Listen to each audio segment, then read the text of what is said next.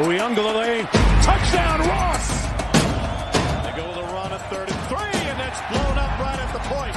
John Ridgway. Four-man front for the Dogs, drifting back in coverage. There comes the pressure.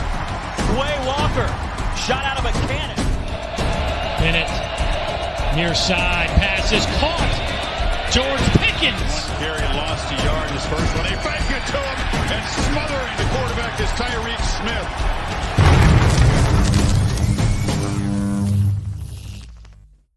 It's great. It's great. I go to Goedeke and I tell him, hey, we're going to pick 6 defensive guys, and I go to Allen and say, hey, we're going to pick 6 offensive guys, and I said, man, you better start lobbying. And, that's fun. I can play both sides of the fence there, so that's pretty cool. But that's what Niel Stopczynski and Danny Shimon are going to do on this show and our shows next week. They'll be lobbying for their favorite players that they've scouted for the Chicago Bears over the last 2 or 3 months now. My name is Aldo Gandia. Welcome to another episode of Draft on Tap. And before we begin, I just want to thank all of the participants in yesterday's mock draft show that we called You Choose. We had a great collection of people, a couple of guys from the bar room, and about 6 so-called barflies. We had a wonderful time interacting with them, and it's something that we want to do in future shows during the football season and just get a collection of different opinions, just like the neighborhood bar. So with that, I'll bring the guys in. Danny Shimon. Danny, I know you're feeling a little under the weather. Thanks for playing through it. Yeah, guys. Thanks for having me on. I want to apologize beforehand for my voice here. I'm dealing with a cough. I'm dealing with a son that was sick for the whole week. So been going through some stuff here with in the Shimon family. There's a bug, coming through here. So we're just trying to get over it. But I do apologize for the voice, and then possibly a cough attack or two during the show. So just a forewarning here. Just be ready for it. Neil, given that Danny Shimon has a cold, I'm surprised you're not wearing a mask. Good thing it's not, it doesn't go through TV, computer screens and stuff. So we're good. How are you, brother? I'm good, man. I'm good. Back in Studio 1A, live with hopefully no technical issues like last week, man. That really pissed me off. But hey, man, that was pretty cool what you did last night, though, with bringing the fans in and doing the whole thing. I didn't get to watch the entire deal, but good stuff. Smoke and Skokin. I didn't get a chance to see all your picks, but I'm assuming you took Smoke Monday. But outside of that, man, how's your guys' Easter? I'm still number one. I'm still riding off of all the adrenaline from last night's Bulls win. But how is everyone's Easter? Mine was quiet, man. My wife had surgery a week ago today, so I stood home and took care of her. We had a couple of visitors to drop off flowers and wish her well.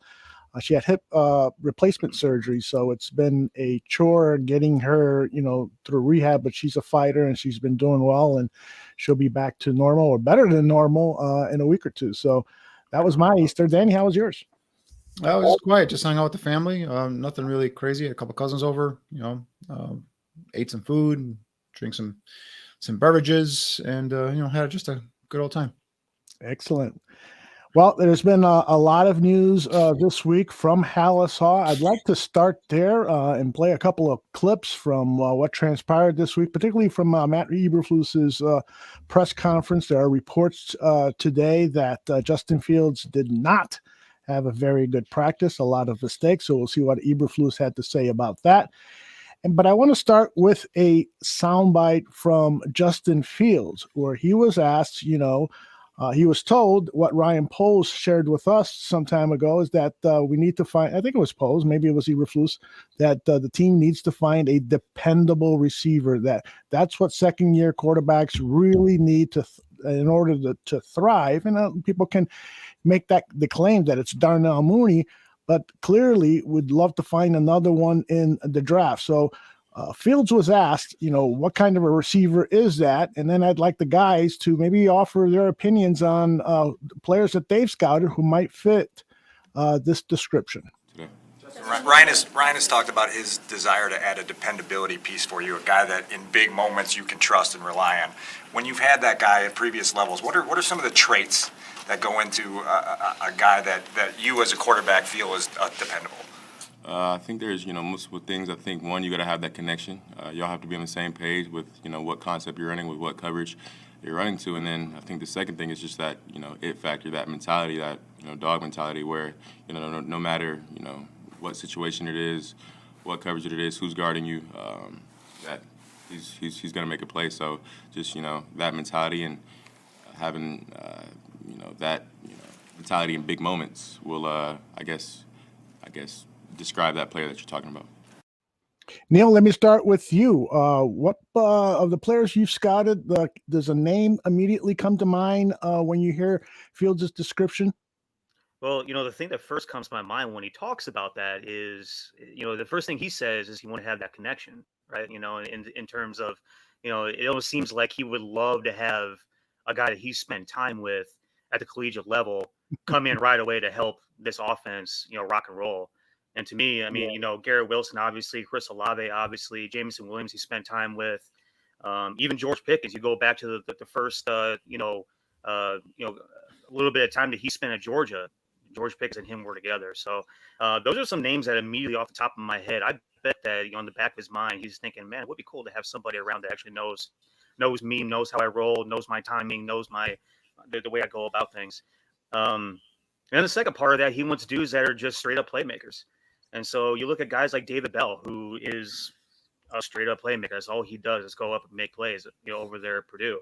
You look at a guy like Wandale Robinson at Kentucky, John Mechie at Alabama, Alec Pierce, who, we've been talking about almost ad nauseum, I feel like, has done nothing but made plays at Cincinnati, and really was arguably one of the reasons why Cincinnati beat my Irish earlier this year. Moving on further down the list, Christian Watson. Oh, hey, man, sometimes you got to drop that in there. As Lou Holtz looks over your shoulder. As Lou Holtz looks over my shoulder, exactly. Hey, Love wouldn't it. have anybody else looking over my shoulder, you know what I mean? But no, I mean that's really what to me it comes down to. He would love to have somebody that he knows, that he's worked with, he's familiar with, but also a dude that's going to go out there and just straight up make plays. And so those are the first few names that jump off the top of my head when I think about that. What do you think, Penny? Yeah, when he said dog mentality, I mean, obviously the three guys that came to my mind first of all is Garrett Wilson from Ohio State and George Pickens from Georgia, and the other guy that I thought right away was Jameson Williams from Alabama. And what I mean by dog mentality is when I think of that, I think of guys that go up and make plays on the football. Now I know I'm leaving off a number of different receivers, but it's only a 2-hour show. So, but those 2-3 guys came to mind. Obviously, Garrett Wilson's not going to be there. Jameson Williams is not going to be there. And the only guy there is George Pickens. So, and he's got some things off the field and coming off an injury. So so he may even slip past the second round. We'll see how that goes. But I mean, those are the guys that when you watch their tape, they play with that dog mentality, and like they go out, they make those big plays. They're big play, big moment, type guys that third and long. You see these guys going up and making jump, making plays on the contested balls. Jameson Williams getting deep, beating the coverage. Those are 3 guys in this draft class that just came to top of mind right away. And I'm sure I'm missing, some other ones. Sky Moore for a short guy is a guy that plays with that dog mentality as well. So, there's a ton of receivers in this class. It's funny because, like, initially, like, we hear this class being kind of bolstered up, and then all of a sudden now people are taking shots at the different these players and all that stuff. So we'll see once everything shakes out how this all comes through. But yeah, John Dotson is another kid that has that big play, mentality in terms of, when the game's on line, he wants the ball in his hands. So, all these guys give you that dog mentality, if you will. Let me ask you guys this question. We have talked ad nauseum about the importance of having draft capital, particularly when you're rebuilding like the Chicago Bears are. And so we've talked about trading down and accumulating more capital and so forth. But we've hardly ever talked about trading up. And in yesterday's You Choose mock draft, Aaron Current of the Barfly Tailgate Show, a.k.a. the Aaron Current Show, suggested that maybe, trading, if Olave falls to about 2021, right before the Packers pick, perhaps trading 2 second-round picks, and maybe a third-rounder for next year to pick up Olave because he's got that built-in chemistry with Fields. Danny, I see you shaking your nose, so that sounds like a hard no, huh? That's a hard no. I don't care how talented a receiver, and Olave is a great receiver, and I would love to have him on his Bears team. but there's no way he's going to get open when there's no one in front of Justin Fields giving him time to block. All right. And it doesn't matter how many points you score on offense if your defense can't stop anybody. So you got to attack the offensive line. You got to secure the offensive line. You got to attack the defensive line in these first 2 picks. And you only have 6 draft picks coming into this draft. And I think for you to trade up for you're not a receiver away from being in contention for the division title or for a Super Bowl. You are multiple pieces away, and you cannot be giving away draft capital for one receiver. Neil, you're nodding in agreement, huh? Yeah, 100% agree. As enticing as it sounds to have Justin Fields and Chris Olave on the field together, kind of a little like Joe Burrow and Jamar Chase. Jamar Chase, yeah. It would be a similar type of deal. You know, you have 2 people that play together in an explosive offensive set. We still just have way too many holes in order to fill before we go and be like that. We're more in the business of adding picks, not decreasing picks. And so, considering the type of guys that are still going to be available in round 2 and round 3 and even round 4, if you look at some of these mocks that are coming out from the so-called experts, you're going to be able to find a guy that's going to come in and play right away. So I'm not going to get too greedy with the idea of having those 2 guys on the field at the same time. You got to stay within your parameters and do what makes sense and do it smart. Mm-hmm. You know, it's interesting that you brought that up, Neil, regarding Joe Burrow and Jamar Chase, because Ryan Poles was asked that question about, the Bengals choosing a wide receiver. I think it was their top 5 pick that the Bengals had, choosing a wide receiver over an offensive lineman, given how badly the Bengals needed to fix their offensive line troubles. And Poles said, I thought they made a mistake, but clearly I was wrong. And so I wonder if he might have, I don't think he's going to trade assets. I agree with you guys on that, because that is the difference between that example with the Bengals. The Bengals didn't have to trade assets to pick up Jamar Chase. But I wonder if perhaps we might see 2 wide receivers drafted in the 2nd round, or a wide receiver and a corner. And then it's not until the 3rd round where we see an offensive lineman. What do you guys think about that? Danny, I'll start with you. Well, I mean, I could see receiver, offensive line. I could see defensive tackle, receiver. I could see offensive line, defensive line.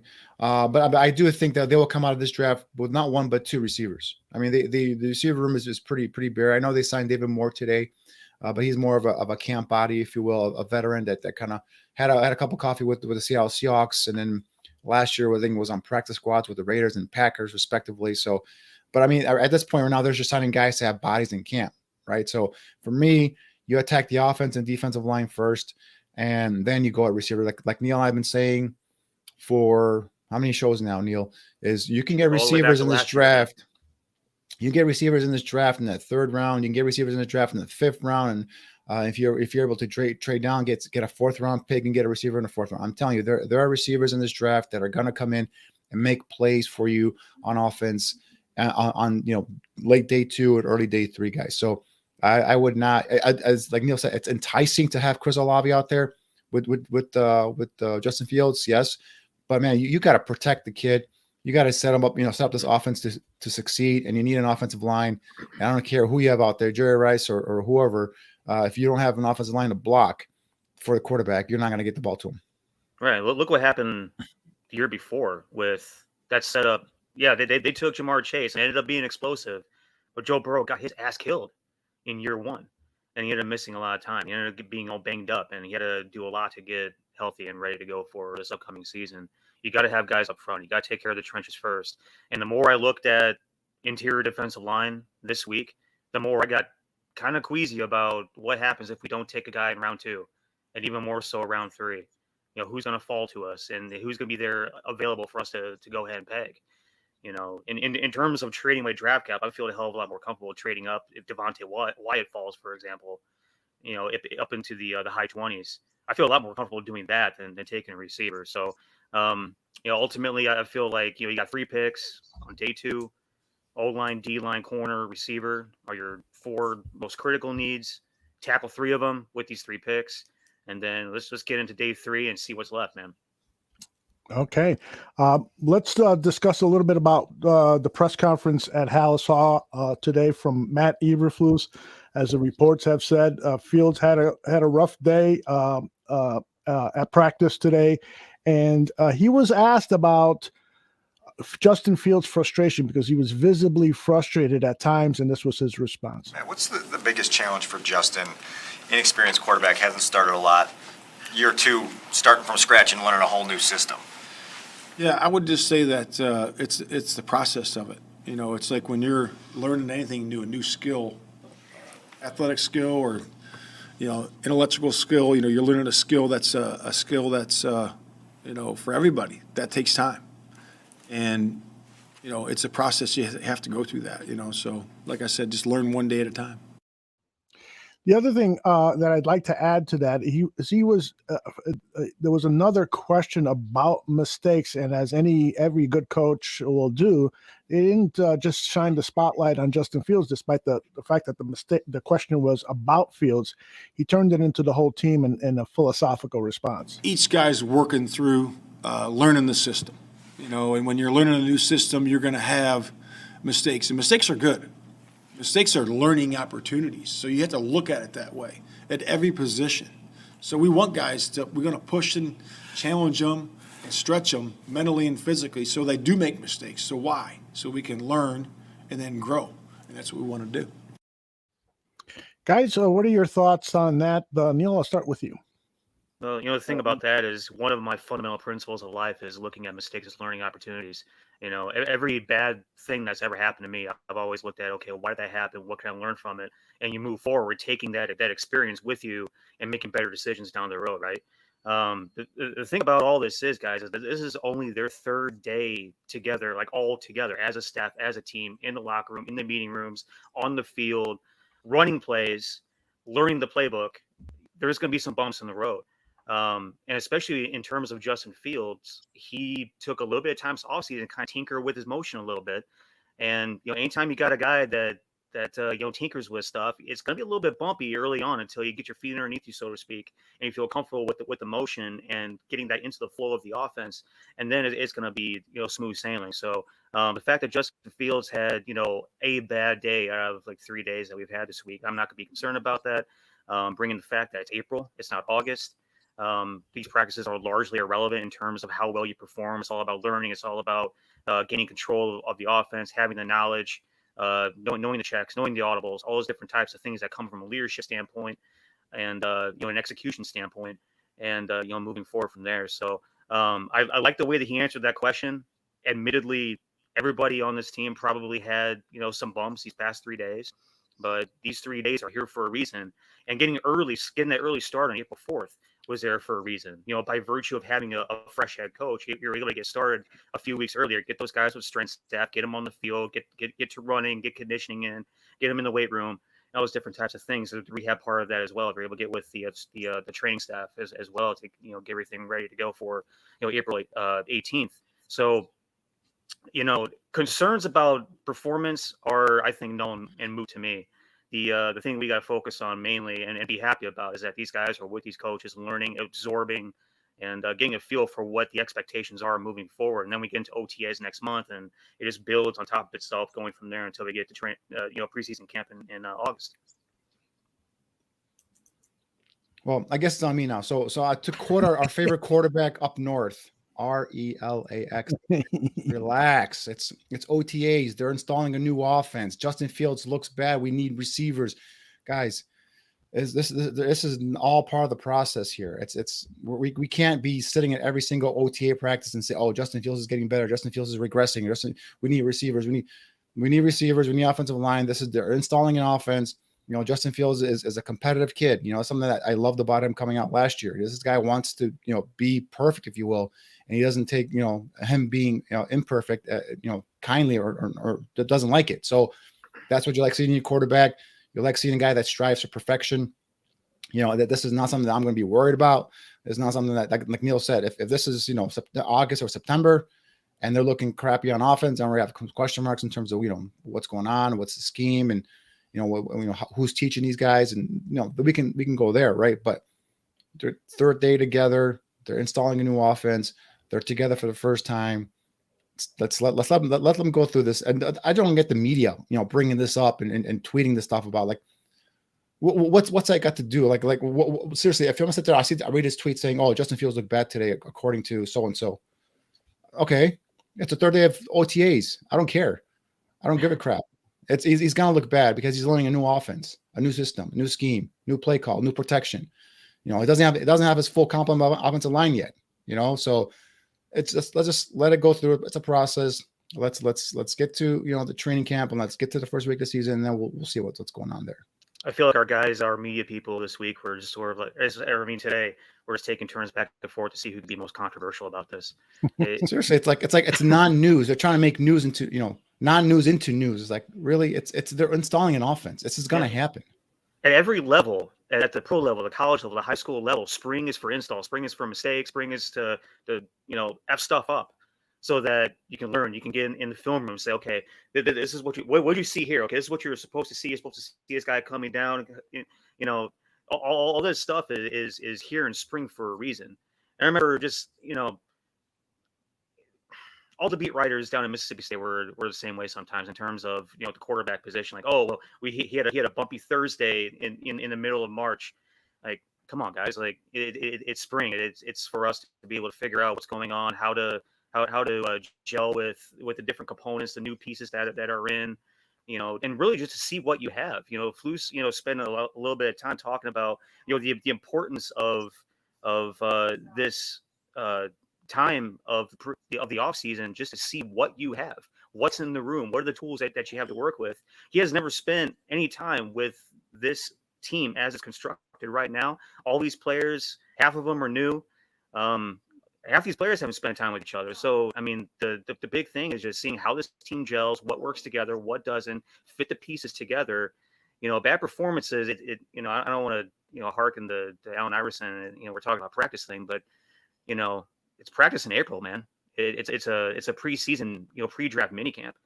Really, the biggest concern for the staff right now is, like I said, just to see what you have, so that you can make some decisions tomorrow when they go back into the staff meeting room and figure out what the needs are, what the team looks like going forward, where we should focus next weekend, which is going to be a massive meeting tomorrow. I've been a few of those as well at the college level. That's probably about a 5-hour long meeting they're about to jump into.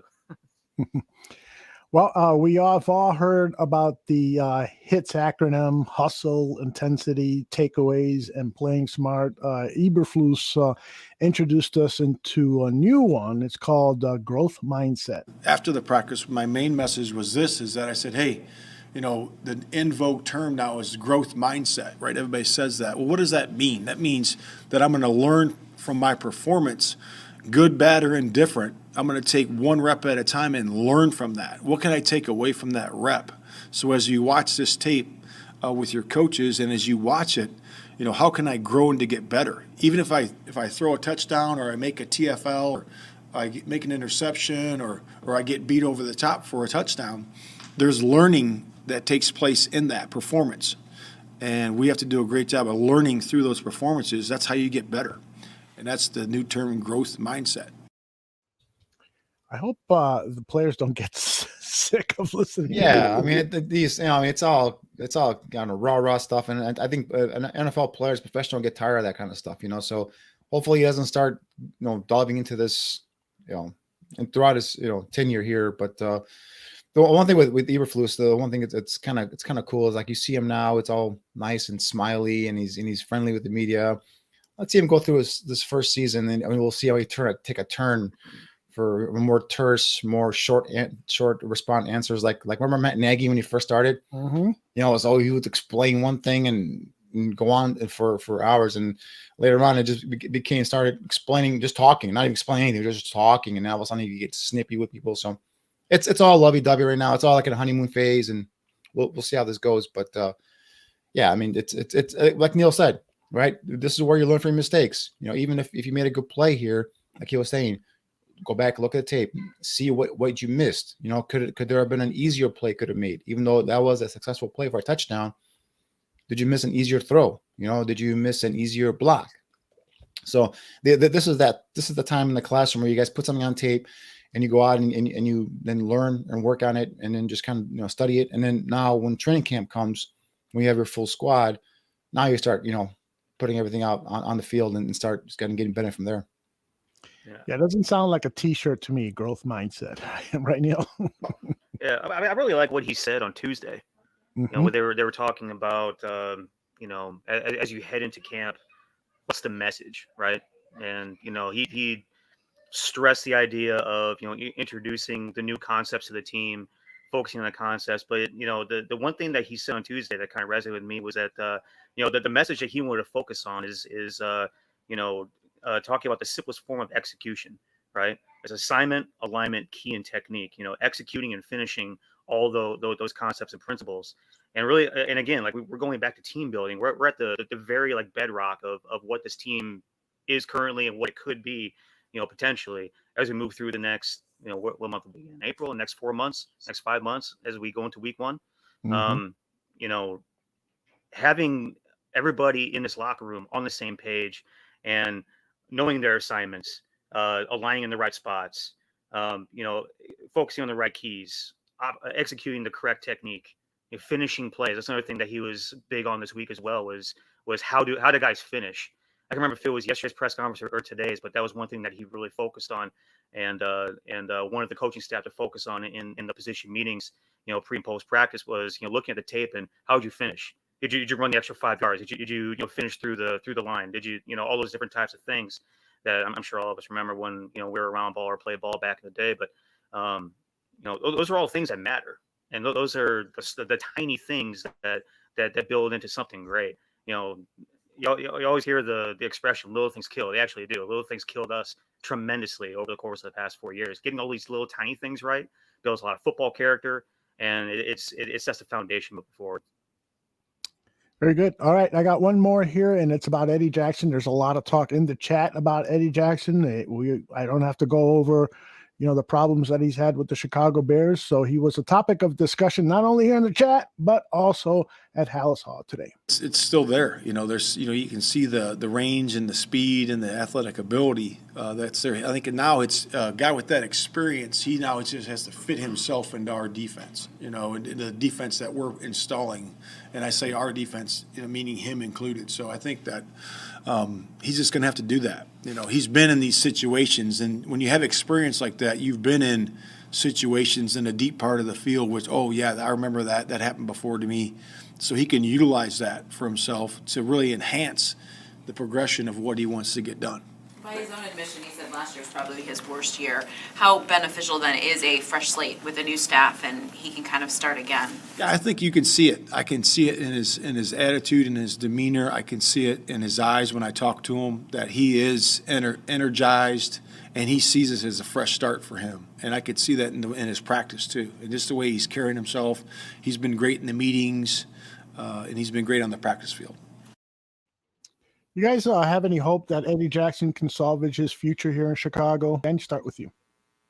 Yeah, I do. I mean, I think his main problems were in terms of last couple of years has been tackling, and then obviously the plays on the ball went away. Right, the interceptions were not there anymore. The pick sixes weren't there anymore.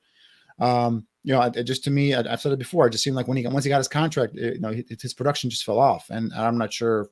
Don't want to accuse him of just, you know, getting fat after he got his bag or anything like that. But, you know, it's something like, now this could energize him, right? This could come back and say, all right, you know, this is a simpler defense. This is a less complicated defense. This is, you know, guys from Lance Briggs, Urlacher, Alex Brown, they both said this is not a complicated defense. They make things simpler for you, so you don't have to think. You just kind of react.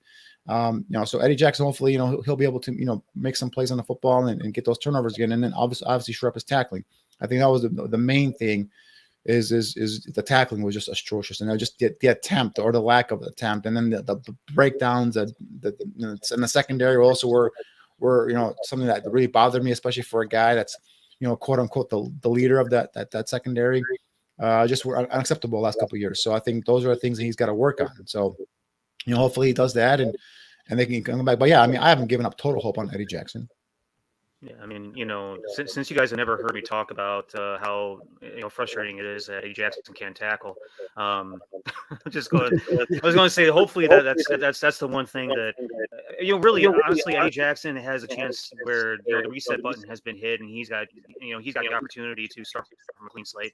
I think that for a lot of people in that organization, as we got towards the tail end of last year, there was a lot of frustration, and there was a lot of ruined relationships and some just bad blood or some salty feelings or emotions or whatever the case may be. And you hope that Eddie's at a point to where he's in a spot, and he said it, where everything's a little bit more simple. There were times over the past few years where it did look like he was overthinking stuff, right? So hopefully with everything being a little bit more simple, and you're just focused on running to the ball and reacting, that that'll sort of get him back to where we were in 2018 when he was a badass. But he's got to go ahead and prove himself on the field, obviously. And I got to be honest with you, him not showing up day one kind of, it's just, oh, here we go, Eddie Jackson again, head case Eddie. Not showing up when he's supposed to show up. But I don't get that. You and the national media made a big deal. I'm not saying you personally, but national media made a big deal out of it that he wasn't there. The guys have lives. Maybe again, this was something that I know this is their job. They're professionals to show up. But maybe he's got something scheduled. He's got family. He's got other things he's got to get to. He missed the first day of OTAs. It's not a big deal. They blew it up all over the place. Oh, is he malcontent? Does he not want to be there? You just call him a head case. I don't get it. He was there second day, but no one's talking about that, right? So the whole media thing is just it's blown out. As why? What's the big deal? He's not there. It wasn't there first day. The coach had explained that they were okay with the excuse. He was in communication with them. He didn't just not show up. Right? He communicated with them, so he couldn't be there the first day. They gave him an excuse, and he came back next day. But it's like the national media keeps complaining, oh, what does this mean? This is a bad start. Dude, let these guys play. These guys are human beings. They have lives too. They have families too. They got to take care of. You don't know what's going on in his life. Yeah, but that's what I was getting to, though. Is that it kind of rubs you the wrong way, before you hear what Flus has to say about it, and he's sort of reasoning for it, whatever the case may be, and he comes in on day 2 ready to work. So I think there were 4 guys that didn't show up on day 1. I don't know what reasons there were. Generally, to me, when I read voluntary on the script, voluntary is mandatory, right? when we're talking about practices or workouts, whatever the case may be, voluntary might as well just go ahead and be mandatory. But again, people have lives, people have stuff going on. Whatever he had going on, as long as he communicated that and everybody said, "Hey, you're good," it wasn't just AWOL. I got no problem with that, right? But the initial optics of it were just kind of but the way they reported it comes back around to be okay. Right. Everyone reported, oh, he didn't show up. Yeah. But then without having any sort of explanation, they just said, right. But then you go you dig more further into the coaches know, he communicated that to the coaches. He wasn't going to be there, so it's not like it's a big deal. He was there second day, I just hear someone says, Eddie's a timid tackler. Whether he's there first day OTAs or not, he's not going to become a less timid tackler from that first practice. So it's just something that he whatever personal thing he had to do, he took care of, and he was there the next day. People in the chat are saying that he had a root canal that day. There you go. Yeah, shit, that's painful. Yeah, hell, it is. I don't want to get that taken care of immediately too. All right, I got one soundbite, but I'm going to save it in case Danny has a coughing attack or something like that, and I'll play it later. Let's get into player review right now, and we'll start with the offensive lineman that Aaron Current chose yesterday with his 59th pick because he traded to get Olave. Remember that. And his name is, what is his name? Sean Rhyan? Right. So what I've been doing is as I told you guys last week, I was digging into the interior offensive line this week, right? I was pulling up some guys that I saw as potential fits for the Bears. Now, some of these guys played tackle, whether it's left or right in college, but because of either lack of mobility or athletic ability or length or whatnot, they're probably best suited and projected inside at guard the next level. So Sean Rhyan is the first guy we're going to talk about. 3-year starter at LSU at left tackle, right? I'm sorry, at UCLA, at left tackle. Solid height. He's got a thick body, a powerful lower frame. Like a 6'5", 321. But then we're going to show a tape here. I'll break some things that I do like and don't like with Sean Rhyan. So this first play here, we're going to see so we go ahead and run it here. It's going to be a counter trade block here. You see as he pulls out, leads out to the second level linebacker, and watch him just go ahead and engage with physicality. He locks in and he rides the defender off the screen. I love that. This shows his athleticism to go ahead and get out quickly out of his stance, parse through the trash at the line of scrimmage, and then identify and execute a second level block, right? So you remember with these guys, the whole thing is going to be their ability to get to a second level, the ability to move laterally and be able to block, multiple blockers, multiple defenders at one single play. This next clip here is a bad clip for me. Drops his head and he lunges towards the defender. The defensive end uses his hands and actually Ryan's momentum to go ahead and swipe through and then fly past him to get to the quarterback. So, he's a short stepper. It's a stocky kid. Sometimes he oversets to kind of overcompensate, and defensive linemen take advantage of him. And they go ahead and just kind of, win him on the inside leverage there. Next play, same thing here. I want to show you here. It displays, again, a weak inside post leg. Allows the defender to go ahead and cross his face mask. Again, he's caught lunging a bit forward. These are why, me and some other scouts have concerns about him in terms of, can he handle on the outside on the island and be a tackle? So some of these plays here are things that really kind of concern us here. Look, that's a really bad play there. Gives up that inside leverage, that inside post leg. Those are things that kind of concern you in terms of him potentially at left tackle. This next clip here, I likes the way he extends his arms, gets a leverage on the defender, runs his feet, and absolutely just wipes the defender off the spot, tosses him on the ground, and then creates a huge gap. So you see some of that nastiness, you see some of that physicality in his game, and you see here when he engages, he locks in, brings that lower body, that power we talked about in his lower half, and just pushes the guy out of the way. This next clip here, this year we're going to see him get on that outside shoulder and leverage over the defender, and as he washes him down the line, again, using his hands and that lower body strength. Notice him blocking and moving laterally. And this is what we're going to be talking about with guys for this offensive line. Is it's going to be a theme here. Is guys that are able to move laterally and continue to maintain their block and get guys out of the way. And that's what Ryan gives you some of that here as well. And this is clip number 6 here. Here I'm going to show you here, coming off the snap aggressively. I love this here. See how he gets inside the defender's chest, elevates the defender's pad level, causing the defensive lineman to go and lose leverage and loses ground, and the running back runs right back into that space that he just created for him. So again, that's moving people off the line of scrimmage and creating some space there with your lower body power. This is clip number 7, and there he is at the left tackle position. All right, this one here, we're seeing an outside zone run here. Watch as he's able to turn himself into that gap, block off that backside defender from crashing down the line of scrimmage to make the play on the ball carrier. Again, we're going to have to see these guys being able to move laterally, do this, flip those hips into the gap, seal off the defender. Again, he didn't do a great job there, but he got in the way of the defender, and that's all I care about. Can he stop the defender from making a play? And there he did that as well. This one here, we want to see here, he catches this edge defender, and he rides him off the screen again. This is what I like to see, some of that nastiness in him, and you see it in his tape. Just catches him and rides him all the way back past the pocket there, past the line of scrimmage. So I love seeing that with him. He gives you some of that nastiness that we love. Neano loves that as well. So those are things you see in his clips here. This one here, watch this snatch and pull move here as he uses his hands to go ahead and control that defender's chest, pull him down, and then just go and lay on top of him to finish him off. Again, snatch and rip, pulls him down. Again, showing some of that strength in his hands, and then just kind of sleeps on him. So, this is what we're talking about, finishing your blocks, right? So these are things you see with Sean Ryan here. Again, this is a good rep here I want to put in here versus Kayvon Thibodeau. See here, gets to his spot quickly, he keeps his shoulders square to the pass rusher in a balanced stance with knee bend. He's able to mirror as Thibodeau here as he closes off the inside shoulder. So there are times where he goes up against some elite pass rushers, and he shows the ability to go ahead and maintain his shoulders, his shoulders square, and allow the defender to not get to the quarterback.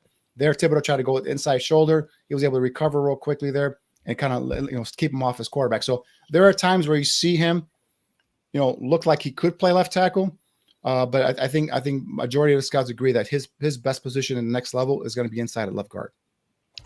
He's a big guy. I'll tell you what, I didn't see that entire game, but it appeared that he had a really good game against Thibodeau, didn't he? Yeah, and the thing is if he keeps himself in front of the defender, the defensive end, whether it's Thibodeau or somebody else, and he keeps himself squared, he's got nimble enough feet to be able to mirror and pass pro. It's just when he's out on the island and if he gets off to a wrong a bad start, at the snap, or if he oversets, because remember, he's a short stepper. He tries to kind of get there quicker than he has in terms of natural ability. And then again, he exposes his inside shoulder, inside post leg, and then he gets beaten on the inside. So there are times where plays like that we highlighted earlier, where you kind of get a little worried about him, on the island by himself at left tackle. But then there's other plays where you see him like, all right, you can see him go on against Thibodeau, a guy's going to go in the top 10 as an elite pass rusher in this draft, and hold his own in that entire game. He did a decent job versus Thibodeau. So, he gives you hope. Definitely, I like the nastiness in him. I like the power. I like the ability he showed that he can move laterally and maintain his blocks. He's not the most agile or most athletically gifted, offensive lineman in this draft, but he's a guy, if he's there in that 3rd, 4th round range, more likely probably day 3, more like 4th, 5th round range. That's a nice little pickup you could bring in there. He's a guy that can plug in a guard position for you and possibly be a starter. Stopczynski, your thoughts on this player?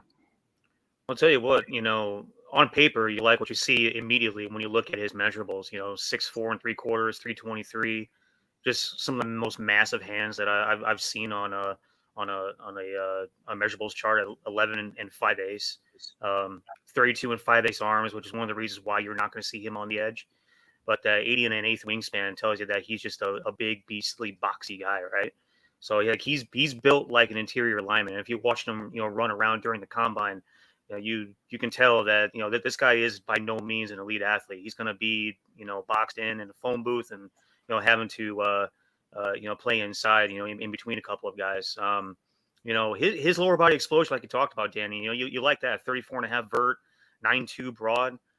Even his shuttle was pretty solid, 4.6. So the guy can move, the guy can explode, forwards and upwards. And I mean, you can kind of tell that just looking at his body. He's got a powerful looking, trunk in his lowers. So, I don't think I was as high on him as you were on the onset. And I had him even, rated lower in terms of draft position than you did. I must have been pissed off that day. Stocks him for no reason. But I think when I was talking in terms of play history. I think what's really impressive is that every single game that he's been available for UCLA, he started. All 31 games in his career, he started. But I like that he can get separation with his arms. I felt like there were times where he was bad staying on blocks, and where he looked like he didn't have functional strength, or he got pushed around or popped or tossed, wherever the case may be. And then you see some of these other clips that the ones like Danny show where he's putting guys on the ground, he's shoving guys around, he's finishing blocks, he's getting the pancakes. And so he does show very good lateral agility, and he can definitely run.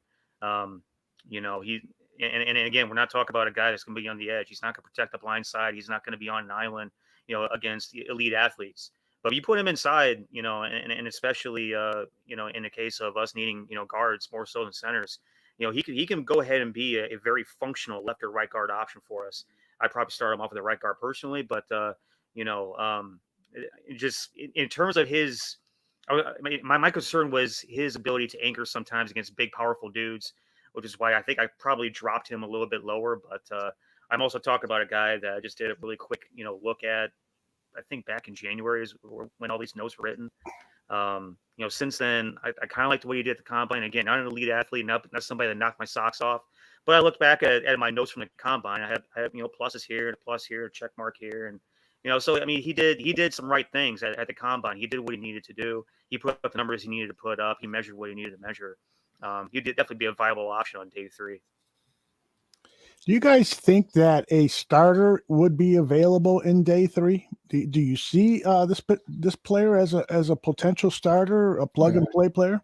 Well, I don't know about plug and play, but definitely a guy that can come in. Like if we're talking about Sean Rhyan, day 3, I think he can come in and compete. Yeah, I mean, I think come in and compete with whoever you have at guard. I mean, I don't see him, necessarily taking over Whitehair's position, but if you want to, we don't know who the right guard is. Who else is going to be there? So that's the thing is like, he definitely come in and compete. And if a worst case scenario, he gives you a nice, a tackle or prospect, I should say, to develop, right? If it's a left guard or if you want to give him a shot at left tackle, again, I have my questions in terms of length and in terms of some of that lateral agility and foot quickness to get, again, to be on that island by himself. But, I have no questions, like Neil said, putting him in a guard. I think this is a guy that can create some of that, movement up front, and also give you some of that ability to go east and west in terms of that stretch zone scheme that they're going to be implementing here with the Bears. I think at least what he gives you right off the bat is some depth. He's going to play some special teams, right? And then, he's going to have every opportunity in the world to be able to, you put him on, PAT field goal and, field goal team and whatever, to make him a rocker or some shit, But I mean, he's a guy that, he's going to have every opportunity to compete for a spot. He's have every opportunity to compete for a starting position. I think if you look at, scouts across the league at what they graded him out as, it was probably somewhere in the neighborhood of, good backup potential starter range, right? Which would put you, early day 3, perhaps, later on day 3, depending on the outfit, depending on the franchise, what they're looking for, on all those position specific things that we feel are unique to us, but aren't unique to, the Colts, or aren't unique to the Ravens, or unique to the Giants. So, there's a lot of things that go into where these guys rank. There isn't a single draft board in the country that's even right now that mirrors each other. So that's why, Sean Ryan's probably one of those guys that's all over the board on day 3. But I think what you get is a guy that's going to give you some immediate depth. He's going to give you some immediate competition, right? He's going to push the guys up front, to be better. And I mean, honestly, of day 3 guys, that's what you're looking for on the immediate end, just guys that are going to make your depth more quality. All right, let's move on to the next player on the list. Here is Luke Goedeke. I got to tell you, I was a little disappointed with some of the tape that I've seen of him over the last week or so. But Danny, you studied him thoroughly. What do you think? Well, obviously Bernard Raymond, his teammate, gets a lot of hype, right? The left tackle for Central Michigan. So this is the opposite guy playing offensive right tackle. And I think some of the reasons why you don't like him or don't like his highlights or clips, I should say, Aldo, is the only reasons why scouts are projecting him inside at guard.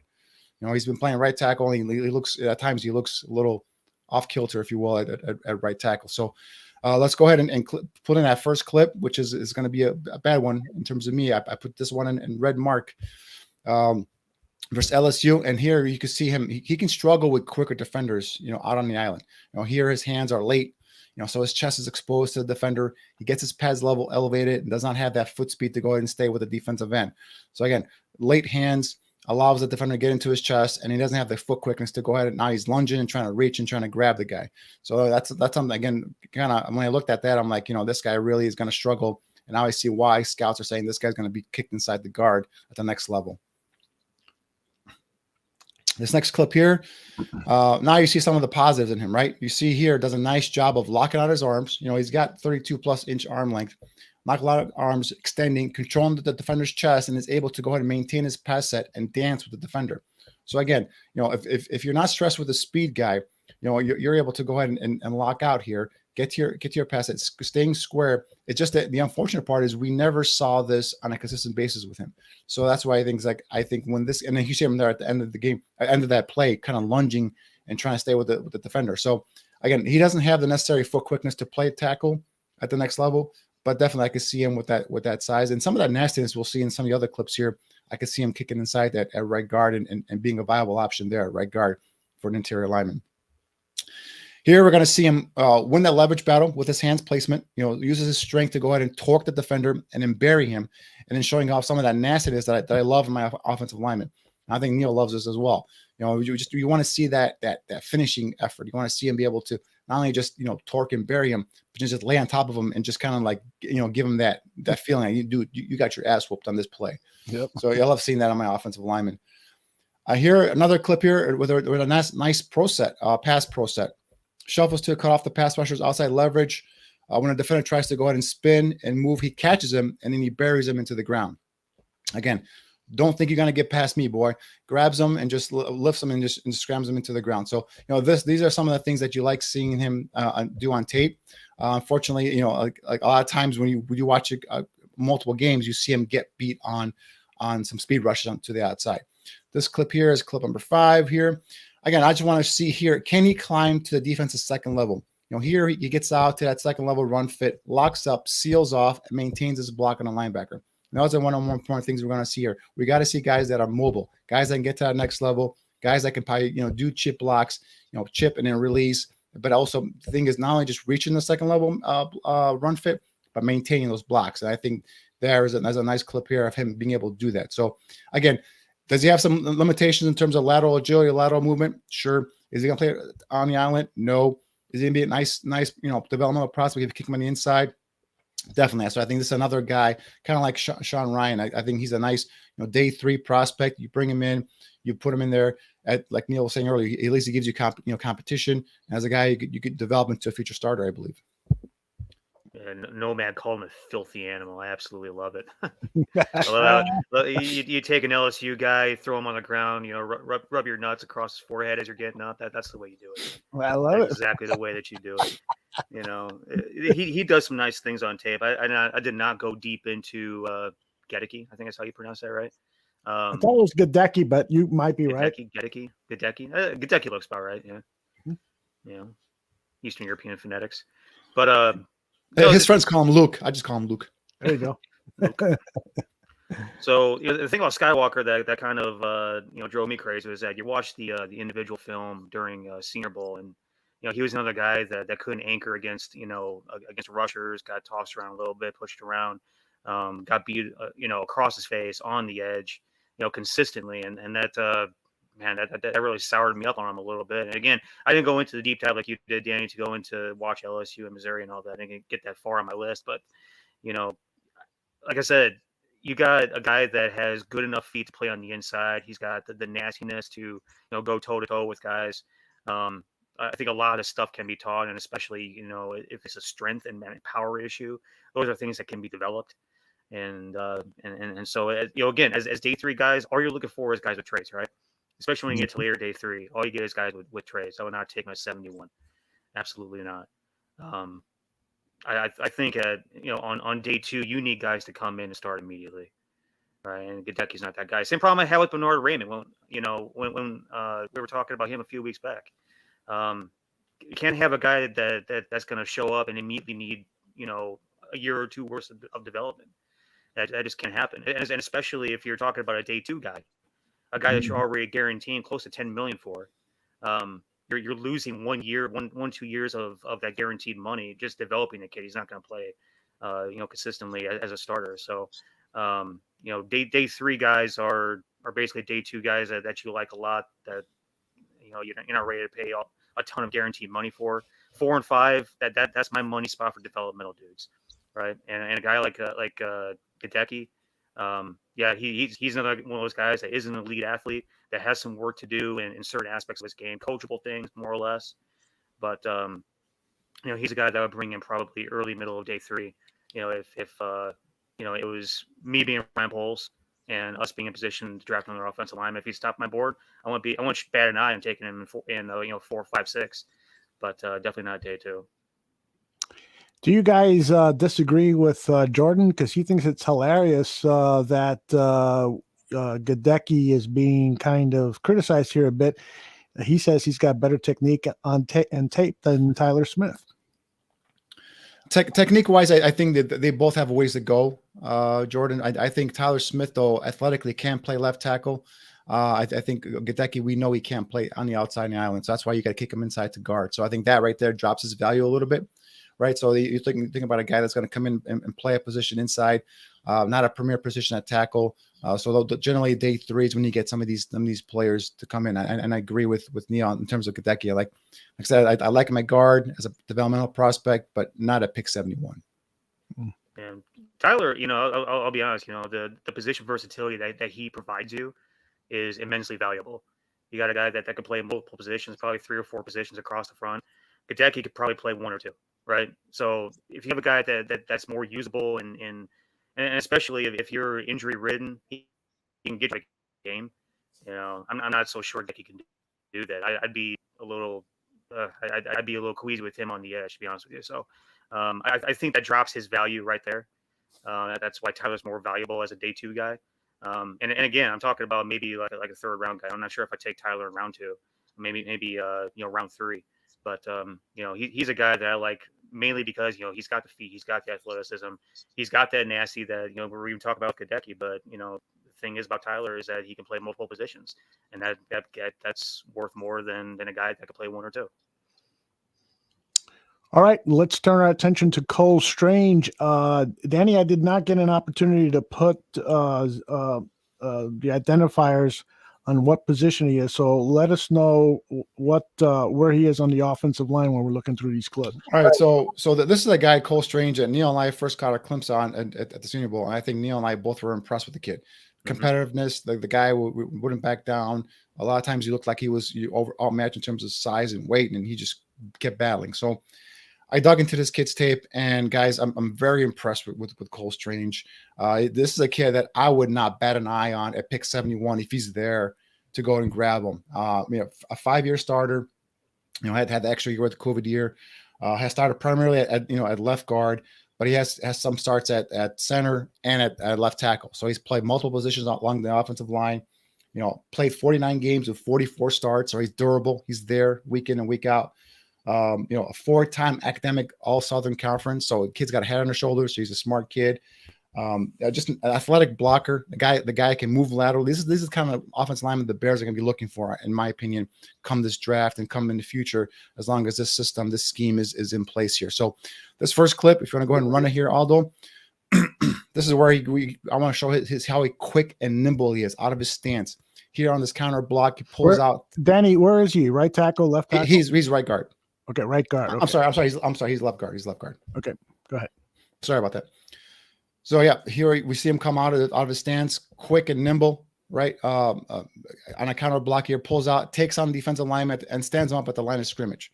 So that shows me athletic ability. The guy can get out of his stance quickly, and the guy can come in and has got some decent enough point of attack strength to go ahead and stand up an offensive lineman or defensive lineman and allow his running back to go ahead and get through there.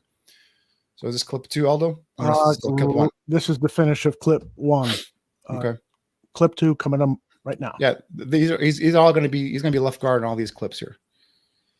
So here again displays the ability to go ahead and elevate to that next level of the defense, reaches that linebacker, seals him off, and looks to finish. Plays hard through the whistle. The one thing about Cole Strange, guys, if you're a defender, be prepared to play through the whistle, because this kid doesn't stop playing until that whistle is blown. So don't think he's going to take a play off or he's going to stop just because he's got you blocked. If he doesn't hear the whistle, this kid does not stop playing, and I love that about him. Mm-hmm. Yeah, that's again, that nasty streak is so valuable. Clip 3 coming up. Okay. Then moving laterally, athletic ability. That's what I want to see with these offensive linemen. Clip 3 here. Here, chip blocks, escapes, and reaches that second level linebacker. Again, completing this combo block. I see his quickness here off the snap. I see the athleticism is going to reach that second level. And this is going to be key here, getting to this scheme, these offensive linemen, they want these nimble, quick offensive linemen to be able to get to that second level. Here displays some of that pass pro awareness as he senses the unblocked defender approaching, passes off his man, and picks up that charging defender. The one key thing about these offensive linemen is if you're just have blinders on and just kind of concentrate on your guy and are just going to let a guy come free and kill your quarterback, I'm sorry, that shows a lack of pass pro awareness. I don't want none of that to do with my quarterback. Here, he sees the guy coming out of the corner of his eye, releases his man, goes in, chips him, and keeps his. Even though the running back's there to pick him up, he doesn't know that. He's got his back to him. Picks up the defender, saves his quarterback from getting hit. This next clip here. Oh, this is clip 4 again. Okay, I went back. Yeah, go ahead. Gotcha. Okay. Again, I just like that pass pro awareness. This is one of the first things I look for in these offensive linemen is, are they aware in terms of what's going on, stunts, loops, free defenders coming. I want to know if they can pick that stuff up.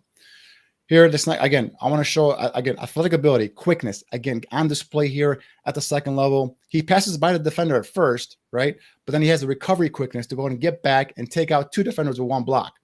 So he gets by the guy first initially, and then he says, oops, I missed you. Let me come back. And then when he does come back, now he takes that guy out, but takes another guy out as well, and allows his running back to get another 5, 6, 7 yards down the field. So that's some of that recovery quickness, the athletic ability. Here, he gets out in front of the screens. What's a big part of this offense, guys? Screen plays. We're finally going to see screen plays, and the offensive linemen that get out in front of the running back is what you want to see. And this is something that Cole Strange. I'm telling you, the more I watch this kid, the more I'm telling you, this kid is tailor-made for this blocking scheme, for this system. So I love to see if he's there at 71. That's what I'm saying. I'm pounding the table.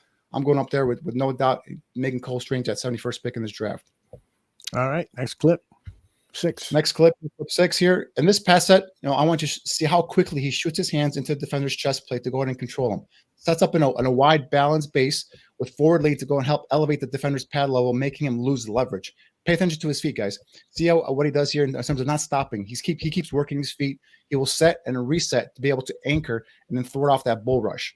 Again, just, a guy's probably outweighs him by a couple pounds, about 10, 20 pounds here, but does a nice job of just resetting his feet, arches that back, shows the athletic ability to go ahead and we call building that bridge and an anchor and then throw it off that bull rush and then stop the man in his tracks. Again, another key opponent here in terms of pass pro. This next clip here, we're going to see what, this is what the Bears, again, I keep saying, this is what the Bears offensive lineman will need to do in this new scheme. Look here as he blocks the defensive tackle, moving laterally as he turns the defensive shoulders, using his hand placement to go and gain leverage, and then basically seals him away from the ball carrier, maintains his block long enough to allow the runner to go and pass through. Now, that's one heck of a block for me here. We're going to see a lot of these here, especially with these outside zone, inside zone, schemes here. Reach that defender, flip those hips into that gap, or maintain your leverage here on the defender by using your grip strength, your hand strength, and go ahead and just, maintain that guy, maintain that block, allow your running back to get out, get past you into the next level. Here, pulls out as a lead blocker, helps pin this and seal off the edge, helping to create a seam for the back. But look here at the tail end of the play, guys. He goes back and he looks, takes a look at the defensive back that's trailing from the backside, and he goes, hey, I don't think so. He goes and takes them out as well. So that's the one thing is like I like to see is just in case, I told you, plays through the whistle, right? That's a prime example right there, playing through the whistle. He says, you know what, this guy might not make a play, but I'm not going to take a chance. I'm going to peel off on my initial assignment, which I already completed. I'm going to come back and I'm going to peel this guy off and get him out of there as well, just in case he doesn't make a play. So things like this is what I just really caught my eye in terms of Cole Strange. I'm telling you, a guy's durable, guy's smart, and a guy who is tailor-made for this scheme. I think this would be an ideal fit. This could be a plug-and-play player for you guys next year. Neil, what do you think? Man, there's so much to like about this guy. That classic single bar offensive lineman face mask. Where's the number 69? I missed that part. That part I should have added in my notes. I missed that part. I like the old school. Yeah, I love that too about him. Single bar. Just the look of toughness. Where's the number 69? I'll bet he listens to the Hulk Hogan theme song before he goes onto the field. All-American hero. Did Olin Kreutz wear that single face mask bar? Do you guys remember? Yeah. It did, right? Okay, I thought so. Okay. Oh yeah, right. He did. Okay. Would you expect anything less from Olin Kreutz? No. Yeah, I think Olin also had the neck roll thing going on too. I'm surprised Cole Strange doesn't have a neck roll. I mean, just take him based on that alone. But I mean, 6'5", 305, 6'0", 305, big hands, 10 and an eighth, 33-inch arms, 80 and 7/8 wingspan. I didn't write down what he ran and jumped and everything else like that, but what I do have is the GPS from what he did at Senior Bowl. He ran 15.55, which is easily the best amongst the offensive linemen, which is really hauling some ass, guys. I mean, Trevor Penning was just a shade above 15 miles an hour. 15.5 miles an hour is hauling some ass for an offensive lineman. This dude can move. He's got great feet. You love the physicality, the just overwhelming nastiness, kind of like Trevor Penning. Those two guys would be like peas in a pod if they were on the same team together in that locker room. And 71, like you said, would take him in a heartbeat. Too hard to pass up there. Kind of sort of gained a little bit of cult following after Senior Bowl, I feel. It's kind of like Quinn Miners last year. Quinn Miners had the outdoor workout video where he's, curling tree trunks and, swinging up branches and stuff. He kind of had that kind of a cult following after the Senior Bowl this year, I feel. But, in terms of his value, it's definitely not for cult followers. His value is real. And he's also one of those guys, like I talk about position versatility. He could play all three inside. They had him playing both guard positions and taking reps at center, during Senior Bowl practices. And with that size, he could probably play on the edge as well. Arms are a little on the edge, but he could probably play on the edge as well just because he has that innate athletic ability. But you want this ass kicker inside, dealing with the big boys, getting down dirty and nasty, putting guys in the dirt. Man, can't say enough about the kid. See, Neil, and then his numbers were he ran a 5.0340, 31 reps on the bench, a 28 vertical, and a 7.443 cone. So the one thing that he had two starts at left tackle, and he's got the prerequisite traits or measurements, for me at least, 6'6", 301. He's got to get a little bit bigger, maybe add more power there, more strength. But 33-inch arm is right at the border, right at the edge there in terms of what I prefer for my tackles. And, and I wouldn't put it past this kid. You put him on a left tackle, I think he'd do a serviceable job for you. So, he'd give you that versatility. Like I said, we saw him taking snaps at center at the Senior Bowl. And there was one moment where him and Logan Hall beat him 1-on-1. and he called Hall out. He says, I want another rep. Remember that. Right now, another rep. And Hall beat him again, but still, it doesn't matter. The fact that competitive nature, like, hey, I got beat. I want you back here again. I love that about him, right? I love that about him. So, and we saw some of that in the clips. He got some of that nastiness in him. It's not overt nasty. It's not, something that it kind of screams off, but it's just subtle ways in which he can just bear you. Like I said, if you're a defender, you go up against Cole Strange, be prepared, man. He's not going to stop playing until that whistle is blown, right? So I love that on my offensive lineman. And like I said, the more I watch this kid, the more I think he's tailor-made for this offense. Can give you that multiple position versatility, gives you a nastiness, something that Ryan Poles has stated, for a fact that he wants to see in his offensive lineman. I think this is a kid that can bring you that. We listen to Poles talk about culture building and getting this locker room started off the right way. He, guys like him, guys like Trevor Penning, Tyler Smith, even with the nastiness and physicality that he brings, those are guys with the football character that they play with, right? Those are the type of guys that you want to set the tone with in this locker room. Like, we're not going to be playing with a bunch of pussies next year. You understand? Like, the past couple of years, it's been pretty soft, right? Ryan Poles is going to build this the right way, and he's going to have some ass kickers in that offensive line room. Give him, a couple of years, it's going to be a room full of guys like Cole Strange, Trevor Penning, even some of these like defensive guys that don't forget the kid Patrick they got from the Packers. Same thing, right? Not as athletic, right, Patrick, but gives you that nastiness, that temperament. You put him with a kid like Cole Strange. Tevin Jenkins already, we know has that temperament, right? So now you're building that offensive line that Ryan Poles has envisioned. A tough physical group that's going to get after your ass, and it's going to make sure that the no cheap shots taken at their quarterback. So, I think that's an encouraging sign. So that's why it's like, the more I watch this kid, the more I like them, and the more I see he's an ideal fit for this system. 100%. Very good. I was able to get together some of Logan Bruss's clips for you, Danny. So why don't we go to that now? All right. So Logan Bruss is a kid that someone from the chat, I forgot which one from the Twitter, actually hit me up and said, they want to do a breakdown on Logan Bruss. And so I dug into his history. He's a 3-year starter for Wisconsin. Has started at right tackle, at right guard, a 2-time academic All Big Ten, 6'5", 316, 33+ inch arm length, 10 and 3/4 hand size. So he to me, when you put on his tape, he played right tackle, like I said, right tackle and right guard at Wisconsin. When you put on his tape, there are things you like, and there's things that concern me, right? This first one here, it's a zone run versus Notre Dame here, my boy Neil's team here. Zone run. Look how he washes out the defensive lineman here. First by turning him sideways with power, and then running his feet, and then finishing the block, creates that huge cutback lane for the runner. So again, is this guy ideal in terms of being able to move guys laterally and block? There's times where I have doubts about that, but this is a perfect example of how you can get your it doesn't look pretty, right? He's got like one arm hanging on him, he's got him on his shoulder, but what he's doing, he's clearing that guy down, he's washing him down the defensive line, clearing a nice big gap there for the ball carrier to get through, and that's effective. That's a win for me on tape. All right, clip number 2 coming up. Here, I want to show you how he works well with his offensive guard. You hear that again, demonstrates pass pro awareness. He passes off his initial man and then picks up the stunning defender to the outside. Nice. Again, if you don't have pass pro awareness, I don't care how talented offensive lineman you are, you're going to get your quarterback killed eventually. Mm-hmm. So I like the fact that he works well with his guard and gets guys that run stunts and loops. Defensive lineman does a good job of picking them up, and he's aware. And typically Wisconsin guys are well coached anyway. Clip 3. Here is another solid pass pro set. Comes off the snap with good knee bend. Hands in position to go ahead and strike. Extends his arms and rides the edge. Rushes momentum right past the pocket. Right? A lot of times, if you're an offensive lineman, all you gotta do is just get yourself good leverage and use the defender's momentum. And he'll help you block the guy. So he goes and helps him kind of walk right by the pocket there. Uses the momentum to go ahead and get a nice block there. And clip number, what is it, 5 or 4? This is a 4, yeah. So this is the clip I kind of put down on Exxon. And here he got a bad grade for me on this one here.